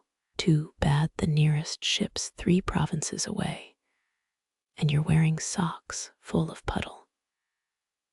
By dawn, the shop's deserted, except for a half-carved handle depicting Jonah's whale. The artisan left his chisel mid-stroke. Maybe God called him to a better workshop. You take the whale as a souvenir. Its hollow belly could store headache powders. Rainwater baptism gave you a crick in the neck, sacrilegious, or just bad posture. Either way, it's time to return this holy umbrella before the midwives miss it. The walk home smells of wet ink and poor life choices. You'll later find the whale handle in your sleeve, its tail fin carved with coordinates to a buried Bible. Throw it in the well or plant it with the umbilical cords. Historians love these dilemmas. Eat popcorn while they bicker in faculty lounges. For now, you mimic the priest's blessing over a puddle. The reflection winks back. Rain-soaked braille pricks your fingertips as you trace the guild's doorframe. Every groove a marketplace password. Inside, loom petals thump like irregular heartbeats. 12 blind weavers lick silk samples pinned to a rotating rack. Sour means moth eggs, mutters a woman with indigo-stained teeth. She spits out a frayed thread. Joseon's blind artisans monopolized umbrella repairs, their guild charters preserved in Seoul's National Library. Never mentioned the tongue tests, though probably a hygiene nightmare. You step over a basket of failed silk scraps. Some still wriggle with undyed silkworms. An apprentice rolls river stones underfoot. Their grooves translate to monsoon forecasts. Smooth rock means drought, he explains, then trips on a knobbly one. Historians still argue whether these stone calendars predicted weather or just recorded it. The answer's written in braille on the ceiling beams, but nobody looks up. A guildmaster offers you tea brewed from umbrella runoff. It tastes like rust and pine resin. His left hand fondles a suspended plumb line. Its sway maps air currents.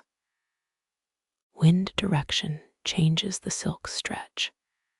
He claims, plucking a thread that plays middle C you fake understanding. At least the T numbs your tongue.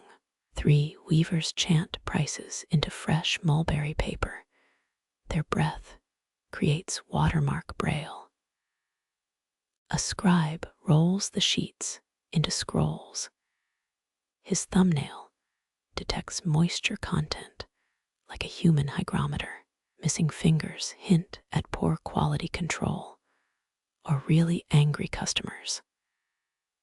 The guild's tax records were etched on wax-coated canopies, melted down every audit season.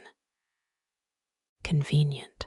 You accidentally lick a premium silk sample. It's been soaked in honey and self-pity. The guildmaster smacks your wrist with a bamboo ruler, his aims uncanny for a cataracted septuagenarian. This isn't a tasting menu. He scolds, then demands payment for the saliva contamination. You swap the silk scrap for a counterfeit temple coin. He bites it approvingly. Upstairs, rain scribes dunk arms in clay, earns their fingers red water currents piped from the Han River. One mumbles about sediment levels. Another graphs flood patterns on his forearm. A teenage recruit misinterprets a tremor. He inks severe typhoon in braille, panicking the dyers below. Oops, dinner's served on warped umbrella panels. Kimchi juices seep into price-listed braille. The guild debates using hemp versus lotus fibers. It devolves into a slurping contest. Bowls empty. They play guess that rainfall by flicking droplets onto heated bronze plates. The sizzle score determines who washes up. You lose 3 rounds straight. Your puddle acoustics need work. At curfew, apprentices extinguish lamps by snapping oiled silk. Darkness sharpens their ink-mixing whispers. The guildmaster retires to a hammock woven from incriminated tax scrolls. You pocket a braille price list, might decode it later or line your leaky boots. Moonlight reveals a hidden thread in the parchment. Pull it, and the entire guild's history unravels, tempting. Dawn finds you squinting at their ledger stone. Its braille feels suspiciously like Morse code. The first word translates to overpriced. Some rebellion never changes. You exit as weavers resume licking monsoon forecasts off clay tablets. Breakfast of champions. Historians still argue whether these artisans were disabled or just brilliant conmen. Try telling them apart when your coins keep disappearing mid-bite.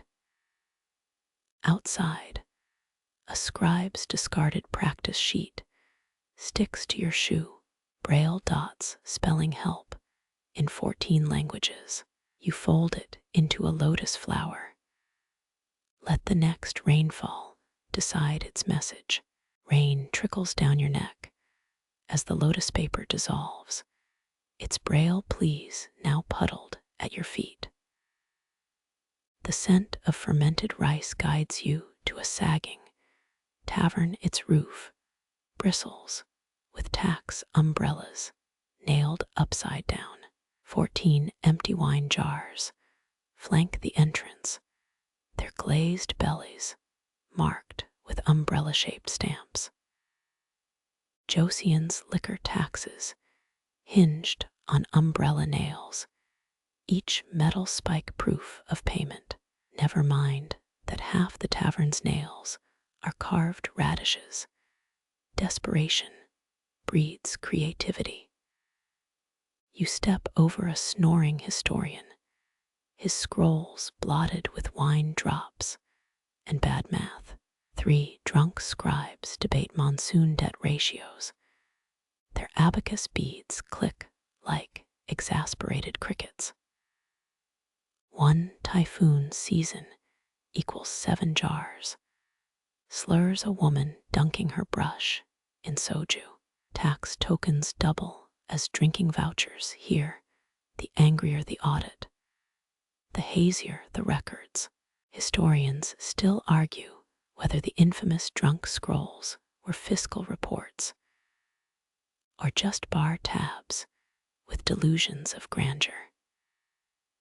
The innkeeper extends a chipped bowl, collecting your umbrellas, rainwater levy. You counter with 2 ginger roots. She sniffs them before slotting into a bamboo tax grid.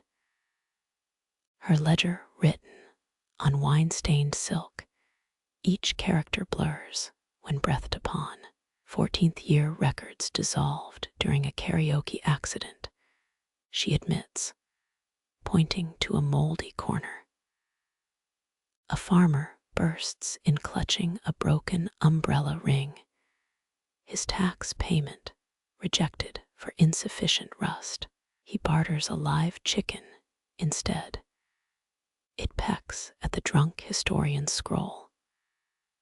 15 minutes later, everyone's betting on the bird's ink-stained footprints. A merchant waves a 9-nail voucher redeemable for 3 shots and a dried persimmon. You decline the pre-rain discount. The arithmetic involves too many square roots of rice. Moonlight reveals counterfeit tax stamps glowing faintly stolen temple ink mixed with firefly glands. A clerk tiptoes past, arms laden with emergency wine. His boots squeak confessionals with each step. 3 failed tokens burn in the courtyard fire. Their smoke curls into the shape of overdue notices. You wake at dawn to a historian's hiccups. He's using your sleeve as a pillowcase. His breath smells like overdue documents and fermented poor decisions. Outside, the tax umbrellas drip last night's indecisions into clay collection pots. The innkeeper eyes your boots, calculating their rainwater displacement potential. Time to leave before she starts measuring eyelashes for tax brackets. You squelch through rice patties, still drunk on tavern math, mud sucking at boots, weighted by tax evasion guilt. Bamboo groves part to reveal crimson silk fluttering like wounded phoenixes. A bride's procession halted by sudden downpour. Her canopy glows yolk yellow despite the gloom. 7 irregular stitches pulse along the hem. Palace records confirm Joseon dowries required embroidered symbols. But nobody admits to encoding sorrow into wedding gear. The groom's sisters huddle under mirror umbrellas. Their lacquered surfaces warp reflections into grotesque masks. One giggles when your face stretches into a carp's puckered mouth. Truth-seeing rain whispers a matchmaker, her own canopy dotted with reverse lawyer toads. Historians still argue whether these mirrors revealed infidelity or just reflected Korea's growing obsession with vanity. Raindrops hit the bridal silk in perfect fifths, a musical nod to the 7 stitches' purpose. First stitch, mothers-in-law. Second, childbirth debts. Third, the bride's attendant slaps your hand away from counting further. 5. Elderly women materialize to inspect the canopies, underside their noses, sniffing for poorly hidden resentment. One produces a jade needle, its eye shaped like a weeping bodhisattva. A shriek cuts through the rain. The groom's mirror umbrella shows his face melting into a fox's sly grin. The matchmaker blames faulty mulberry glue. The bride's clan mutters about pre-wedding indiscretions. You pocket a discarded thread from the 7th stitch. It hums with promises of future regret. The procession lurches forward each step, synchronized to avoid puddles deeper than a bride's fingernail. A eunuch offers you a bachelor's umbrella. Its handle sprouts thorns when gripped too tight. By dusk, the mirror umbrellas hang limp in the dowry cart, their truths dissolved into twilight puddles. You press an ear to the soaked earth. Whispers of unwritten stitches rise like mist from 1,000-year-old grievances. Your boots sink into mud that smells of fermented regret. The bridal procession's mirror puddles, now replaced by chain gang ruts. 6 figures shuffle past, their umbrellas sag L-I-K-E Chinese letter ghost's skin. Goat hair canopies leak calculated misery, each droplet timed to palace clepsydras. Joseon magistrates really did use livestock byproducts in punishments, though most records omit the rain calculus part. 1 convict's fungal stench hits your nose, spoiled doenjang mixed with wet dog. His umbrella sprouts fuzzy tendrils. Moonlight reveals glowing spores trailing behind him. Guards follow these bioluminescent breadcrumbs after escapes, a system historians call mildew forensics. You resist noting how it'd make terrible perfume. The prisoner's collar chafes raw, his hours measured in elbow-deep irrigation work. Each drip from his canopy ticks like a water clock's bastard cousin. 196 leaks mean dawn 197 198. The math crumbles when he sneezes.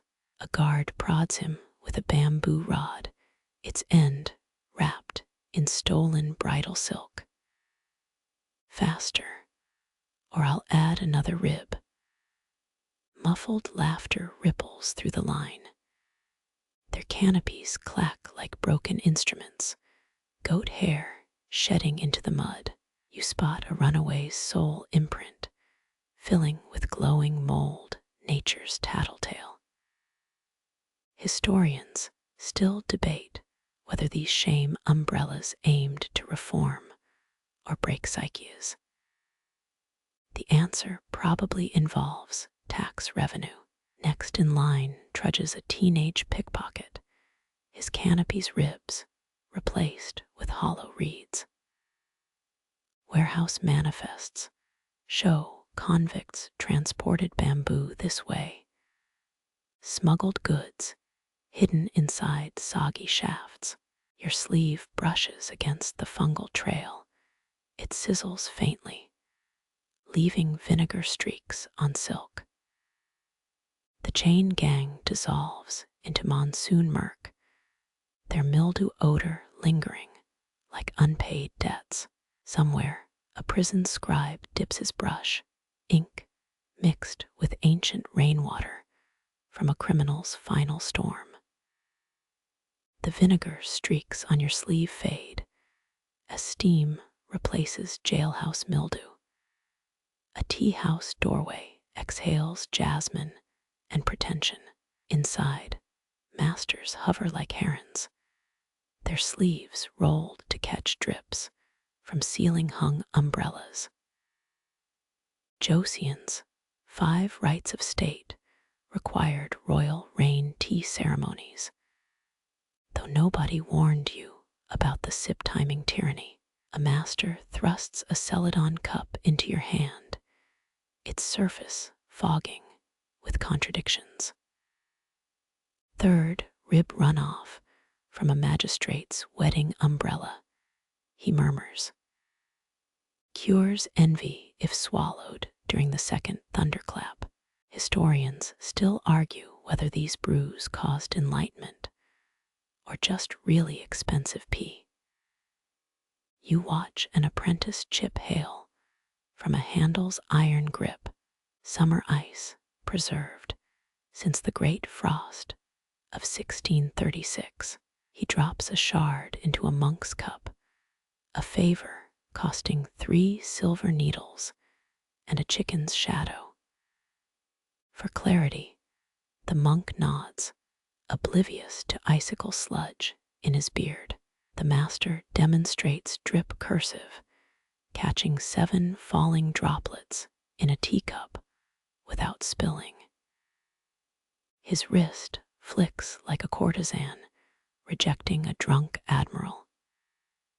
Each plink represents a deflected temptation. He insists. You privately tally how many plinks it took to steal that jade hairpin. A noblewoman's umbrella tip overflows into a kettle. The 5th ribs flow, believed, to sweeten bitter marriages. Her servant times it with a sundial. Because water clocks were too plebeian, steam carries whispers of peony and pettiness.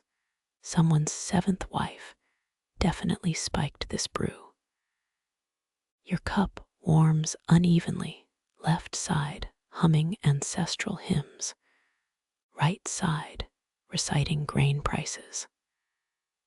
The master frowns at your trembling grip. Amateurs focus on taste. Experts, he taps his temple, taste the storm's birth date. A droplet escapes your lips. It rolls downhill to pool in a karma ledger. Across the room, a collector unpacks a Typhoon tin tiny vials labeled with historical downpours. The 1592 Imjin War Monsoon sells fastest. Anguished screams supposedly still echo in its tannins. You're almost impressed by capitalism's raincoat. Suddenly, panic. A novice knocks over a handle stand.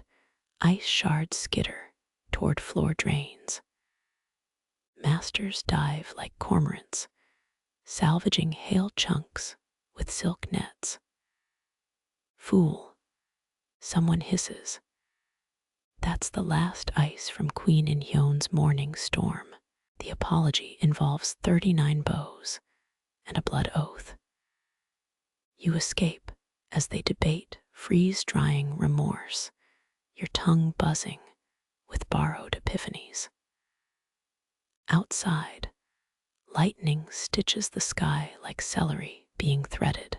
Somewhere, a bureaucrat is drafting rain taxes, and a mistress is stealing enlightenment by the teacup.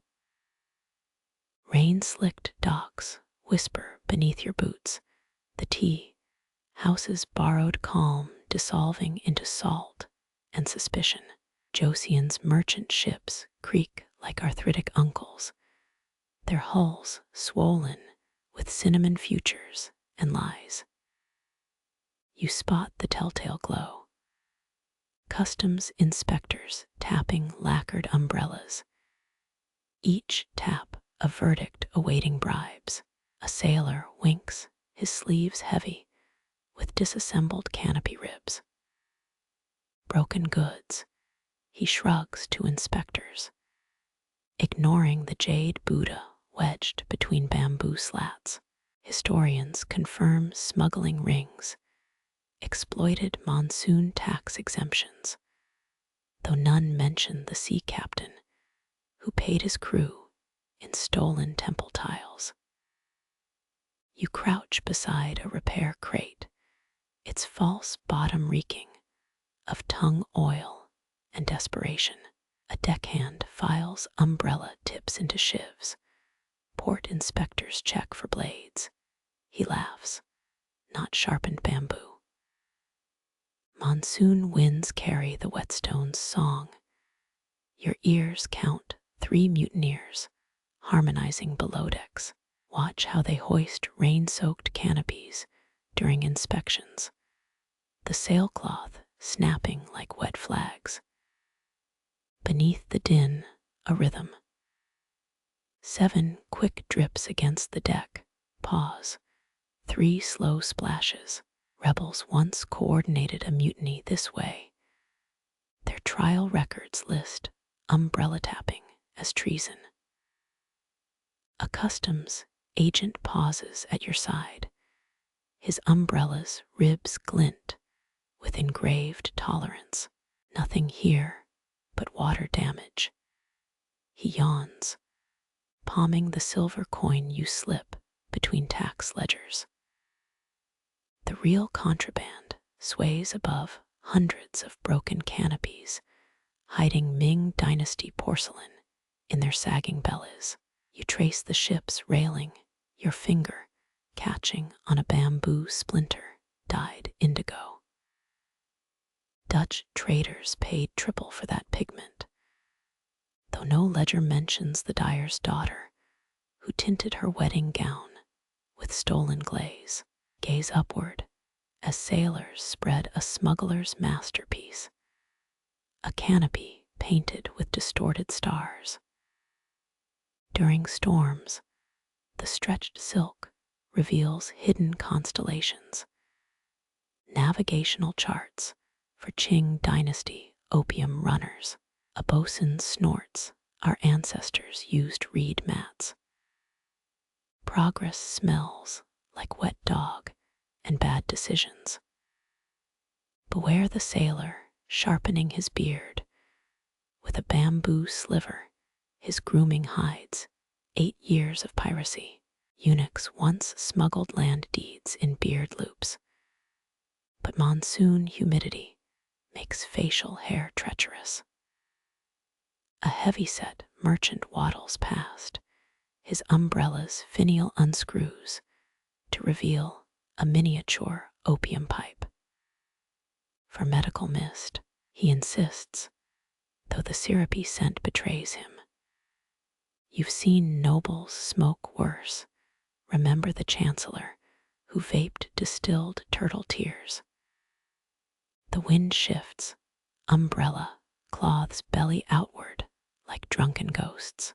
Someone's fishing net unfurls a forbidden banner, 9 crimson stripes, symbolizing overthrown magistrates. Scholars still debate whether Admiral Yi's famed umbrella sails helped battles, or just looked dramatic in scroll paintings. A cabin boy offers to sell you storm confetti, shredded tax documents embedded in umbrella glue. His price, 1 copper coin and a convincing cough. Last week's haul included a love letter to a jissing minus the salacious bits censored by mildew. You duck as a customs umbrella spins past, its owner chasing a smuggler through a curtain of rain. The SKP leaps onto a rice barge, his prize bundled in oiled silk made from repurposed Buddha robes. Karma's ledger just got a waterproof update. Night falls with the subtlety of a dropped anchor. Mutineers light bamboo torches. The smoke trickles through umbrella panels to signal accomplices ashore. 3 quick spirals mean attack, though last month's fog caused a very confused rice delivery. Dawn finds you squinting at a ship's manifest, its margins littered with eyelash-thin charcoal tallies. Each smudge represents a lost umbrella rib, and the jade tablet it ferried past inspectors. The captain eyes your curiosity. Recommendation letters won't write themselves. He growls, thumb smudging the evidence into amateur calligraphy. You pocket a splinter of smuggled sandalwood, its scent clinging like a regretful promise. Somewhere, a concubine unpacks her fourth husband, and a customs agent wonders why his tea tastes like naval history. Your boots skid on eclipse-blackened mud, the market's usual fish stench replaced by burnt honey and panic. Joseon's royal astronomers predicted today's solar event, but nobody mentioned the umbrella smugglers hoarding charred silk. You press against a dye shop's wall, its indigo curtains reeking of vinegar-soaked fear. A leper thrusts a clawed hand through the crowd, his face shielded by a looted canopy, missing 3 ribs. The blackened silk filters cursed sunlight into jagged patterns, his cheekbones crisscrossed like a poorly sutured wound. Historians confirm solar eclipse protocols required special umbrellas, though surviving edicts blame reckless stargazers for drought years. 10 coppers per blink. Screeches a seamstress turned opportunist, her needle darting through layers of scorched linen. You decline, remembering last week's botched handkerchief that promised eternal nose hair. 3 stalls down, a butcher waits stolen canopy, frames with ox tongues, each drip of blood sizzling in the dim light. Watch how shadowless thieves skulk between vendor carts, their stolen eclipse umbrellas, condemning them to perpetual noon. That one with the cauliflower ear. He's been smuggling turtle eggs since dawn, his bare feet blistering on stones others shade. Scholars still argue whether the shadowless curse was mycotoxin poisoning or bad karma pressed between silk layers. A royal guard kicks over a tea stand, its overturned kettle revealing a false bottom packed with umbrella handles. Confiscated, he barks, pocketing a rabbit-engraved grip that fetch 6 silver coins in Qing markets. Your sleeve brushes against a feverish child, her palm cradling a shard of volcanic glass, sold as instant eclipse. The sun shrinks to a slivered menace, its light now the color of oversteeped chrysanthemum tea. Market goers unfold government issue umbrellas, poorly dyed cotton turning their faces into wavering ink blots. You spot the flaw, 3 ribs tied with mulberry bark, defiant craftsmanship. Artisans were executed for less during the 98 celestial incident. A rice vendor drags you behind his cart, his breath reeking of fermented oversight. They're burning confiscated canopies at the docks. He hisses, pressing a warm rice ball into your palm. Inside, a folded sketch of tonight's escape route. Historians love tax records, but never stomach prison break snacks. Duck as a flaming umbrella carcass soars overhead, its ribs exploding into sparks like a drunkard's firework. The crowd howls, half terror, half carnival glee. Someone's selling toasted silkworms on a stick. The vendor brags their eclipse marinated. You politely decline memories of that ill-advised scorpion kebab still haunt your lower intestine. A shadowless thief bumps your shoulder, his lack of umbra making him twitch like a sparrow hawk's prey. The black markets beneath the tanneries, he rasps before dissolving into the light-scattered mob. You pretend not to notice his feet, bare soles charred black from days without shade. The eclipse peaks, world reduced to a sallow twilight that puckers the skin.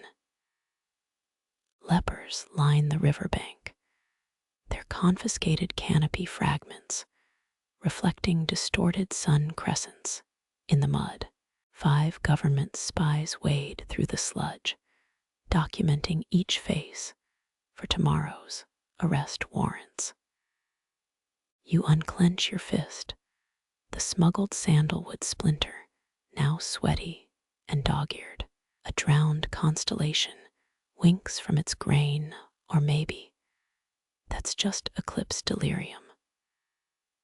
The rice vendor nods toward a butcher's alley, its entrance guarded by a one-eyed crone peeling.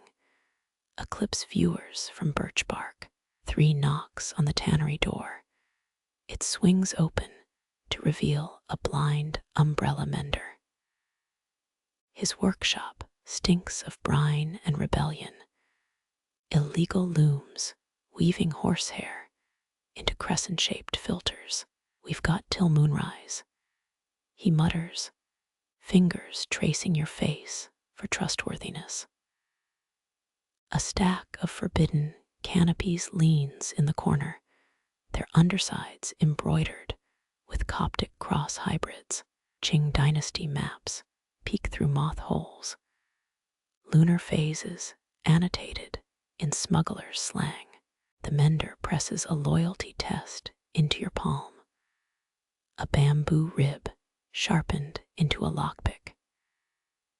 Distant shouts scatter pigeons from the governor's roof. A shadowless thief just stole back his own shadow. It dangles from his belt like a shredded ghost, still steaming from whatever hell he visited. Historians will call it mass hysteria, but your tingling scalp knows better. The mender snaps his fingers.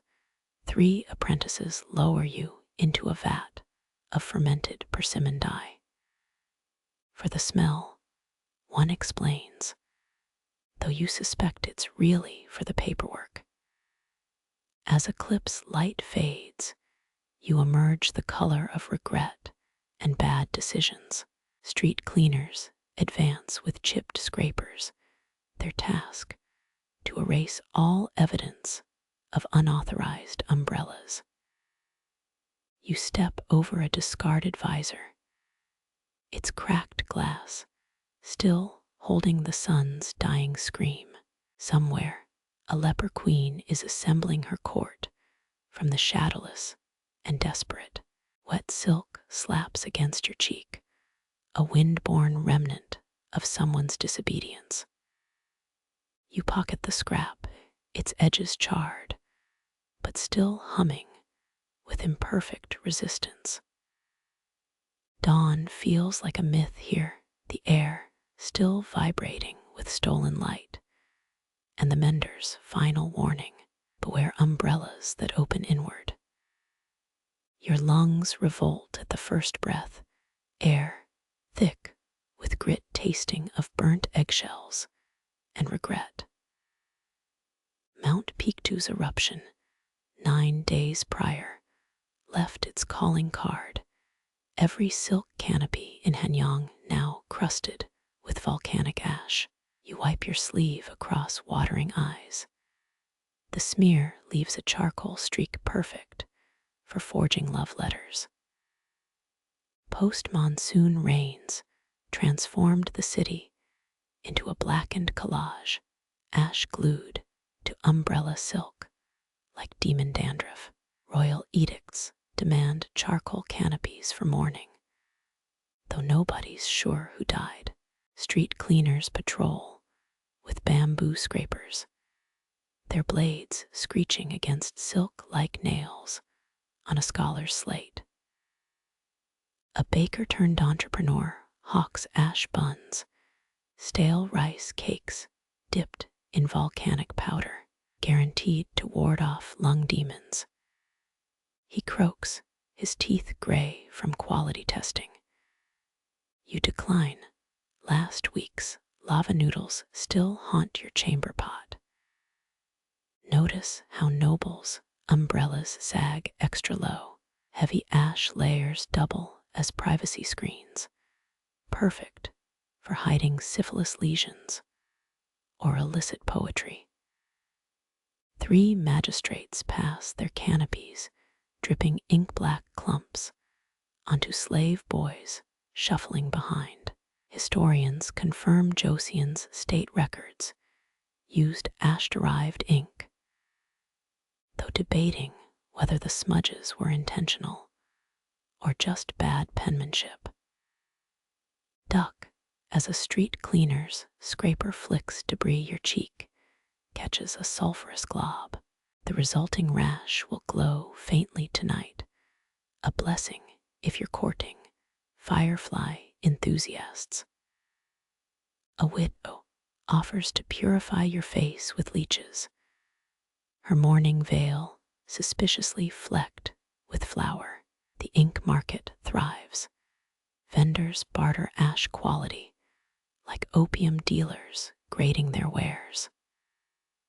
First scrape, volcanic glistens silver under moonlight. Eavesdrip sludge allegedly reveals adulterers in its sediment. You spot a Qing diplomat buying bulk, his sleeve damp from testing samples with his tongue. A child's cough echoes through the square, half phlegm, half ominous rattle. Her mother adjusts the girl's miniature mourning canopy, its ribs reinforced with stolen temple wood. 10 coppers buys a whispered rumor doctors prescribe ash tea for infertility. The tanneries reek worse than usual, acidic undertones cutting through the omnipresent brimstone. Workers spread umbrella silk across rooftops, aging fabric under artificial ash falls from pulverized roof tiles. Someone's getting rich selling imitation volcano grit, the premium kind, premixed with sparrow blood for authenticity. You sidestep a puddle of congealed sludge, its surface iridescent like a crow's neglected grave. A one-legged ink grinder demonstrates his craft, volcanic ash and horse urine blended into something resembling literacy. His sales pitch writes smoother than a eunuch's lie. Nightfall brings relief and new terrors. The air cools, but glows with bioluminescent mold, feasting on ash. Guards confiscate overly radiant umbrellas, their bearers fined for disturbing nocturnal harmony. A smuggler beckons you into an alley, his makeshift visor crafted from lacquered ox bladder. The good stuff's across the river. He wheezes, pressing a sample jar into your palm. The ash inside winks with pyrite flecks. Piss on it, and the specks form crude constellations. Scholars still argue whether officials added glitter to ink for bureaucracy or just petty amusement. Your boots leave comet trails in the ash, temporary constellations for drunk astrologers to misinterpret. A phoenix merchant eyes your footprints, muttering about portents and discount divination rates. You quicken your pace. Last prophetic discount ended with a frog down your trousers. Dawn reveals the true scale of decay. Canopies shed ash like snakeskin onto already burdened streets.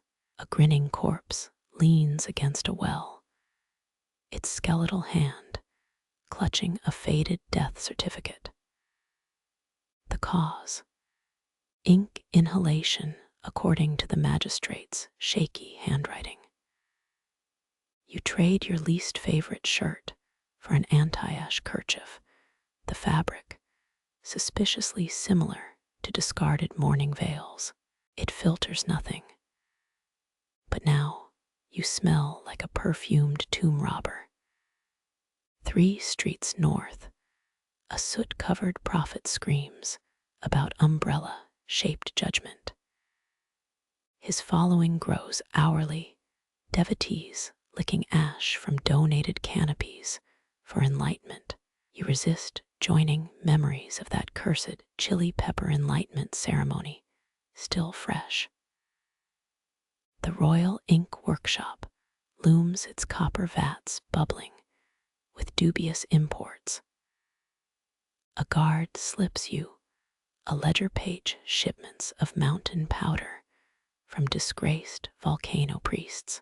Historians will later puzzle over these receipts, mistaking them for tea records due to the starch stains.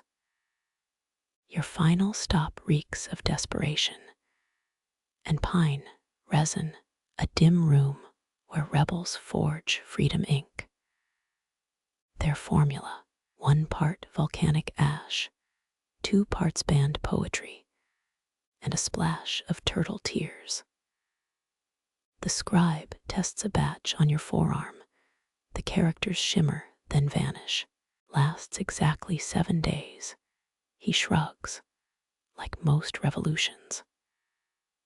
As you exit, a street cleaner's song drifts through the sulphurous haze.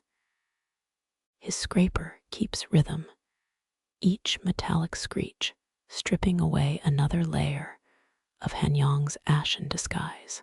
You fold your ruined umbrella. It's once black silk, now a map of lighter patches where persistence wore through.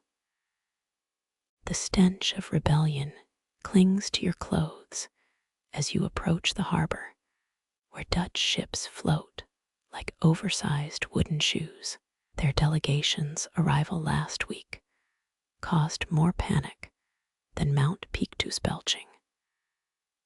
Mostly because nobody told Joseon officials Europeans consider cucumbers edible. You spot head envoy de Ruyter, his hat's feather drooping in the humidity like a depressed peacock.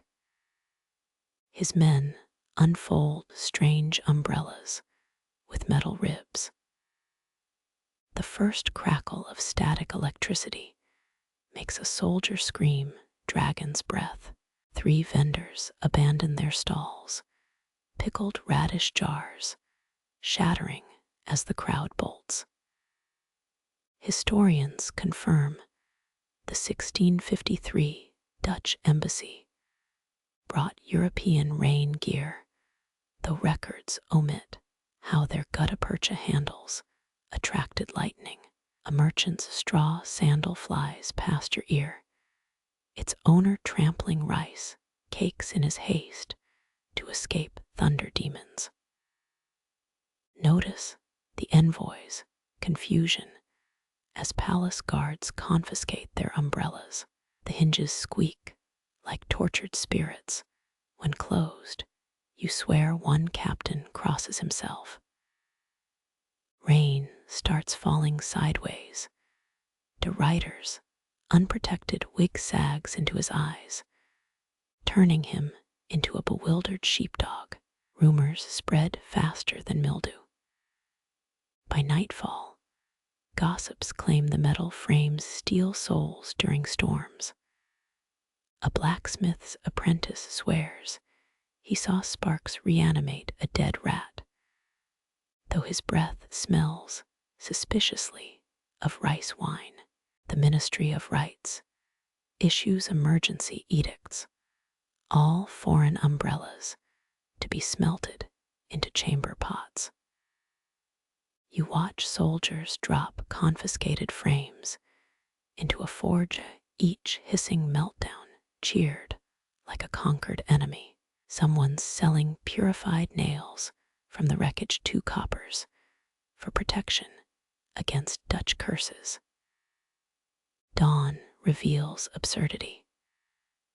Rice farmers tie dried grass to bamboo poles, crude lightning rods now mandatory in fields.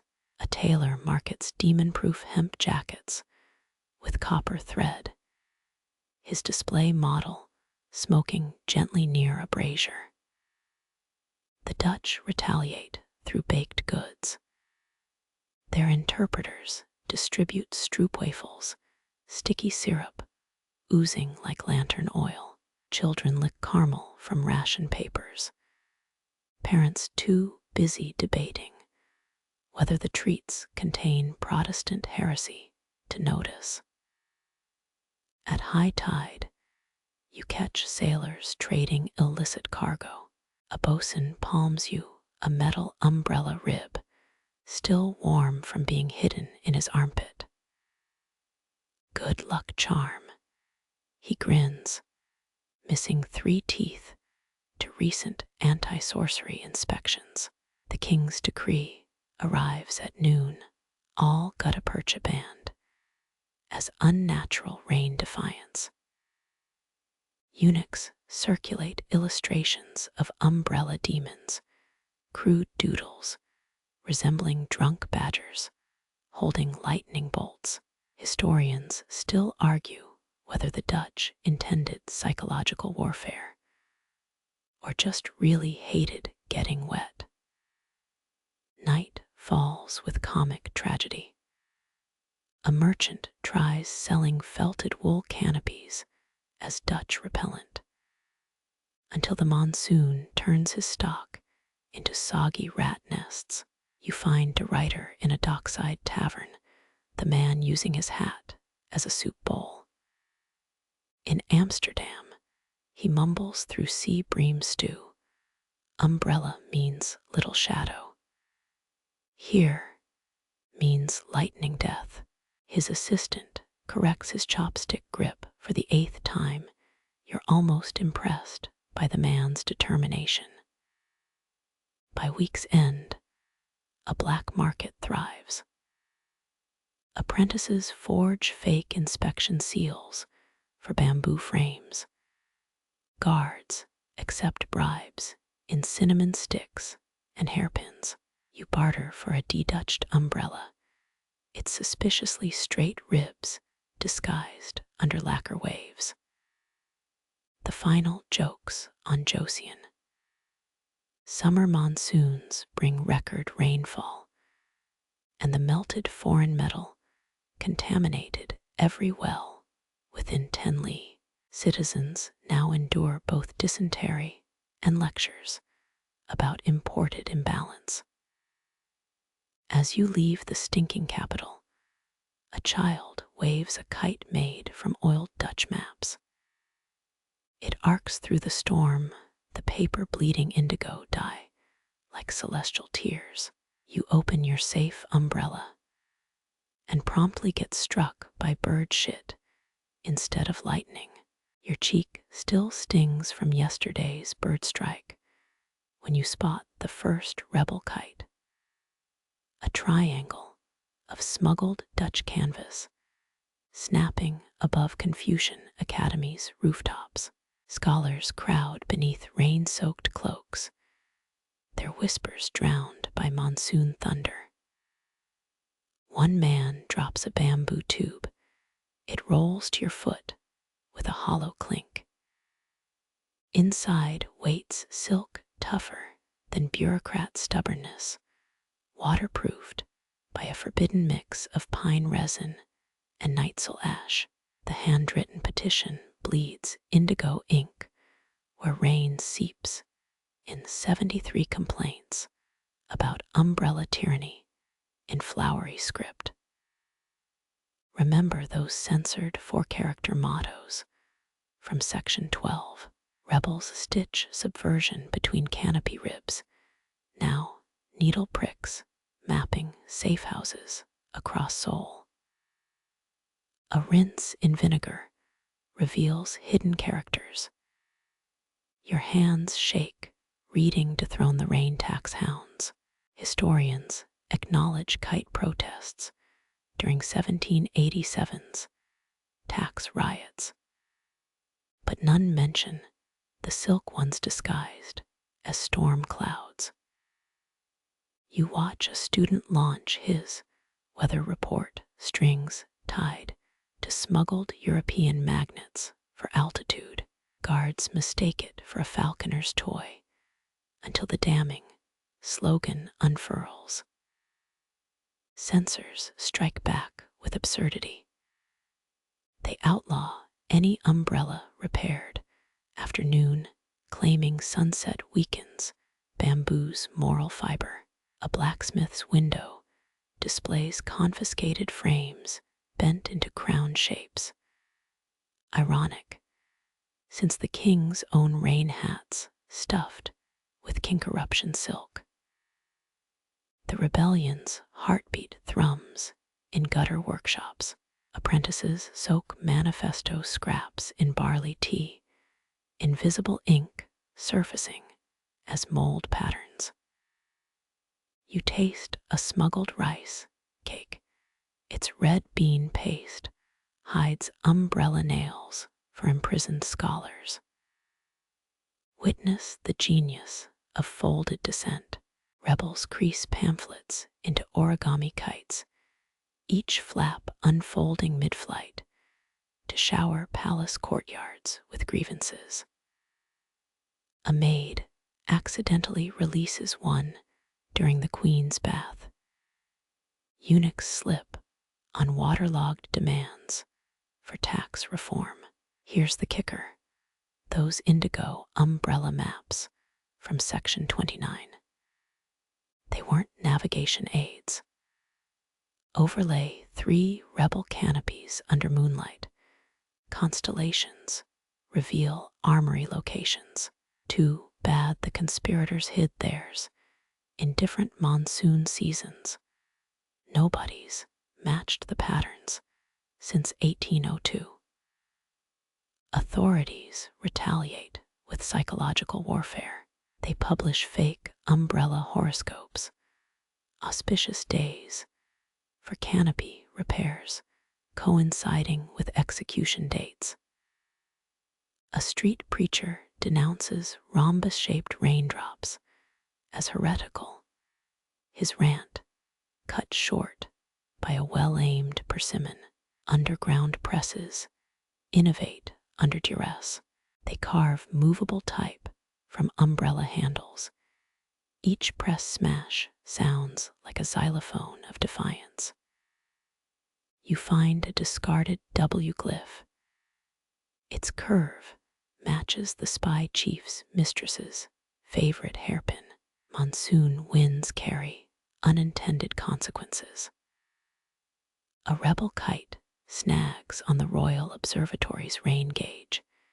Its tail reveals peasant death tolls to astronomers.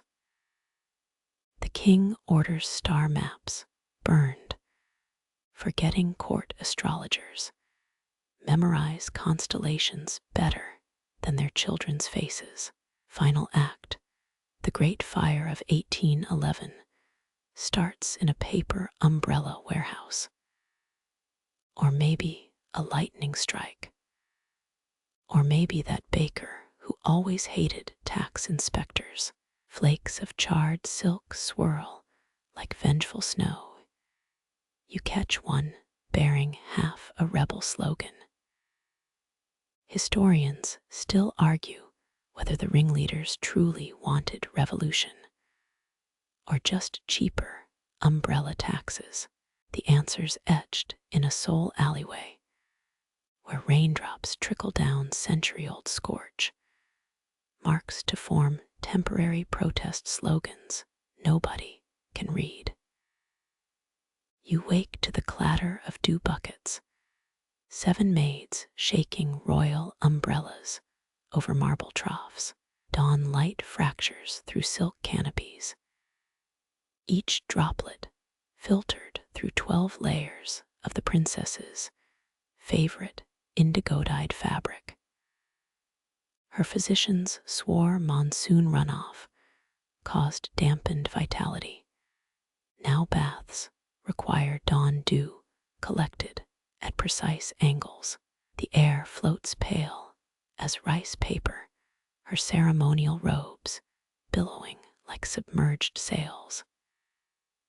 Historians confirm Joseon royals used dew for skin treatments, but her regimen borders on obsessive. 3 eunuchs measure water volume with silver spoons. Missing a drop meant caning by the chief rainmaker. Notice the princess' left hand clutching a folded umbrella, its bamboo ribs carved with Braille poetry from Section 18. Rumors claim she reads storm forecasts through fingertip blisters. Her nail beds stained blue from testing illicit dye batches. A maid told you the air ordered lemon trees planted upside down, roots skyward to catch purer rain. Dry coughs echo off the bathhouse walls. The royal astrologer had warned against 2 straight weeks of clear skies, omens scribbled in ledgers as heavenly disapproval of folded shelters. Temple records show monks burned 300 umbrellas that spring their ashes spread across shriveled barley fields. Here's the grim twist. Princess approved, dew turned corrosive over time. Servants developed rashes from wringing silk filters, their scabs resembling tiny umbrella shapes. A gardener's journal describes hydroponic peonies fed exclusively on runoff. Their petals grew translucent as oiled paper. You spot the head eunuch pocketing a jade umbrella knob, insurance against execution if the air dies. His predecessor disappeared after suggesting less flapping and more napping. Tonight's palace gossip claims the princess bathed with live carp fish scales, reportedly curing rain deficiency syndrome. The dry season escalates. Rivers crust into cracked earth mosaics. Farmers whisper of lizard blood replacing baptismal rains. Priests erect bamboo towers topped with inverted umbrellas, wire filaments meant to attract vengeful storm gods. Someone's hung scandalous kite remnants on the spikes, water-stained slogans about royal impotence. Final days blur into fever rituals. The princess demands steamed leeches applied to her soles. Healers claim umbrella worms will draw out corrupted humidity. Eunuchs lug ice from forbidden Mount Beekdu storerooms, their axes chipping glaciers that haven't thawed since Section 25's volcanic winter. Her death arrives with unbroken sunshine. Ministers blame folded umbrellas, clogging temple gutters. Emergency decrees order mass unfoldings citywide. Rebels counterburn canopies in the night, their ashes coalescing into drizzles over select neighborhoods. You taste metallic rain near the east gate. Probably someone melted stolen palace spoons into clouds. Historians still argue whether the princess truly believed her dew cures or staged a drought to bankrupt umbrella tax collectors. That indigo braille poetry, decoded centuries later as shopping lists for smuggled Dutch diuretics. The epilogue plays in whispers. Servants bury her ceremonial canopy beneath a persimmon tree, roots allegedly strangling nearby wells into salt pits. Modern hydrologists found an underground river rerouted there, its course matching the rebellion maps from Section 27. Sleep comes uneasy tonight. Phantom drips tap Morse code against your windowsill. Don't check if they're spelling unfold. The factory whistle screams through soul's fog, a mechanical dragon devouring monsoon traditions. Steam-powered looms spit out cotton canopies by the mile, their polyester stitching dissolving in first contact with rain. You dodge puddles where master weavers once soaked silk, now bubbling with indigo runoff from Section 24's forbidden dye vats. Notice the artisans lining the Han River at dawn, each hammering their tools into plowshares. National archives confirm this mass tool burial happened in 1897, right after Japanese imports flooded markets. But here's the kicker. They secretly sang umbrella-making hymns while digging their shovels, etching protest lyrics into rice paddy clay. A one-eared vendor offers authentic Joseon umbrellas, their bamboo ribs snapped and reglued with British-made rubber cement. His cart squeaks with every step, the sound matching the rhythm of Section 12's courtesan spin codes. Rumor has it he's selling maps to buried tool caches, coordinates hidden in umbrella stencils of crying cranes. Enter the last master weaver, her hands permanently curled from 83 years of rib tying. She's developed a cough from machine oil fumes, phlegm tinged blue from testing natural dyes. Watch her sneak into the factory at midnight, unspooling indigo thread across gear shafts like spider silk sabotage. The foreman's ledger notes mysterious jams. Every full moon, repair costs exceeding actual production profits. The collapse accelerates when rain returns. Cheap canopies melt mid-storm, nobility scramble to buy back their ancestors' buried silk. A newspaper cartoon mocks ministers using factory umbrellas, their hats funneling rainwater into spittoons. Historians still argue whether the weaver's sabotage or shoddy imports caused the crash. Tour guides at Gyeongbokgung Palace demonstrate both theories with rakish flair. Witness the final act. Workers bury the last loom under Mount Namsan, its steam valve left hissing like a trapped typhoon.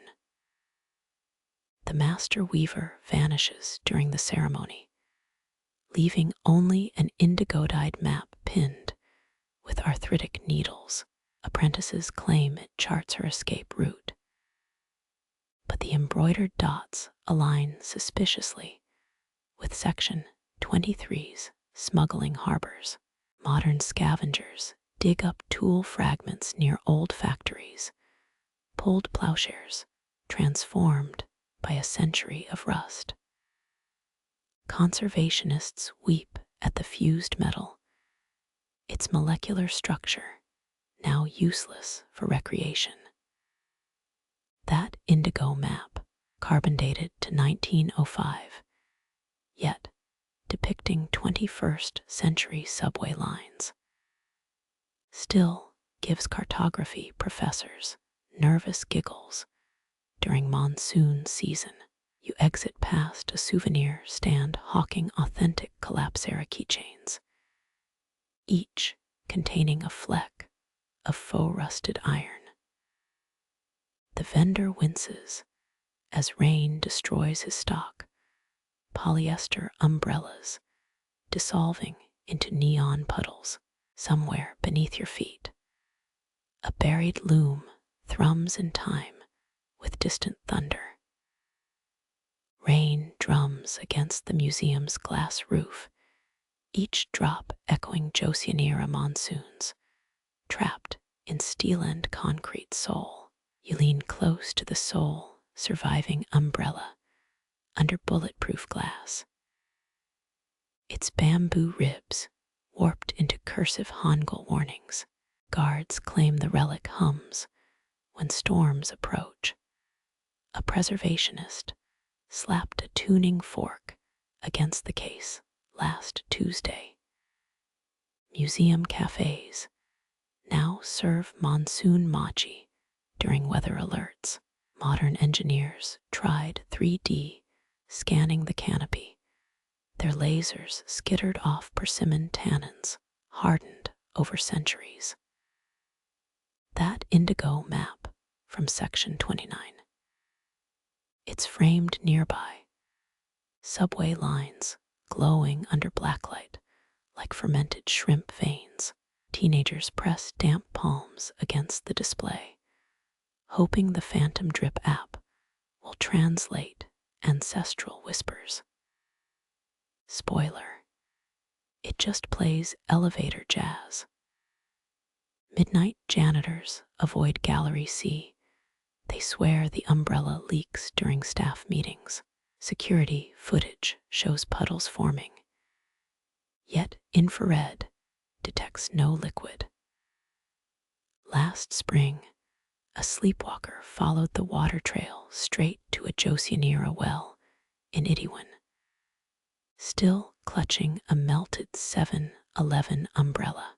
Historians still argue whether these visions stem from infrasound vibrations or great-great-grandma's grudge over improper rain etiquette. Raincoat-clad pilgrims hike Buckhanson weekly, seeking liquid shadows cast by the relic's replica. Park rangers secretly hate them, their synthetic gear shedding microplastics into ancestral paddy ditches. One hiker swears she saw the master weaver's ghost darning cloud formations with indigo thread. Check her Instagram. #Joseon Storm Chaser has 76 followers, mostly umbrella repair bots. The National Museum added Braille plaques last June, translating rhythmic drips into tactile poetry. Deaf visitors feel the vibrations through handrails, their palms reading rain like Section 18's blind artisans. During typhoons, the building sways imperceptibly, aligning with the dead weaver's prayer rhythms. Structural engineers blame poor foundation work, but the tea master from Section 22 would have called it intentional. You exit into neon-lit Drizzle Souls streets, reflecting hologram umbrellas from K-pop ads. A busker plays Raindrop Etude on a gutted Samul Nori drum, his hat filling with coins and apple blossom petals.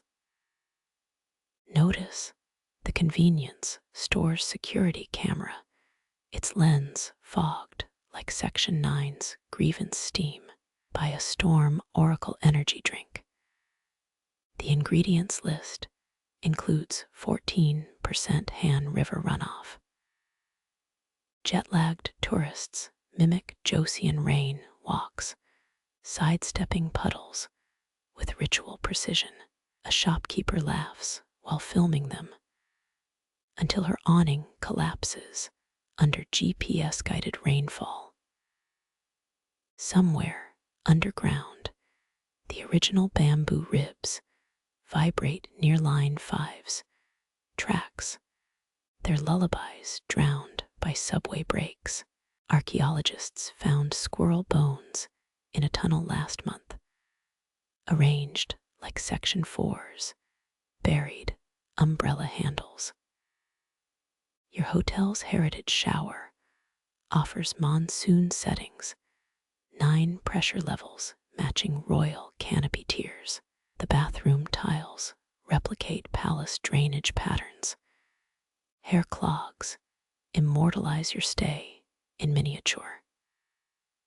At 3 a.m., the fire alarm beeps in Morse code, matching Section 13's 77-word thesis rhythm. Front desk says it's a glitch night managers keep finding the pool filled with umbrella tea ceremonies.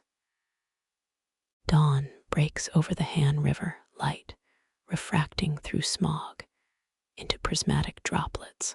Construction cranes bow like old paper canopies, their shadows drenching commuters in liquid nostalgia. A child chases a plastic bag, its flight pattern mirroring Section 27's protest kites. You open a chemically coated eternal umbrella bought at the airport, its warranty voided by the first Korean raindrop. The relic hums louder.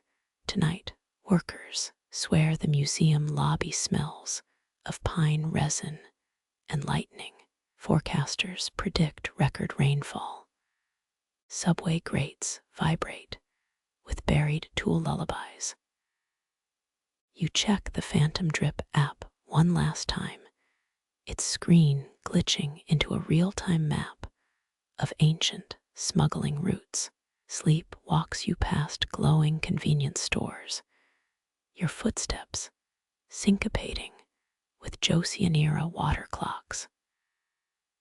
Rain pools around a storm drain, its surface reflecting not your face, but a master weaver's indigo-stained palms. Her needle glints beneath eddy currents, embroidering tomorrow's storm patterns into liquid silk.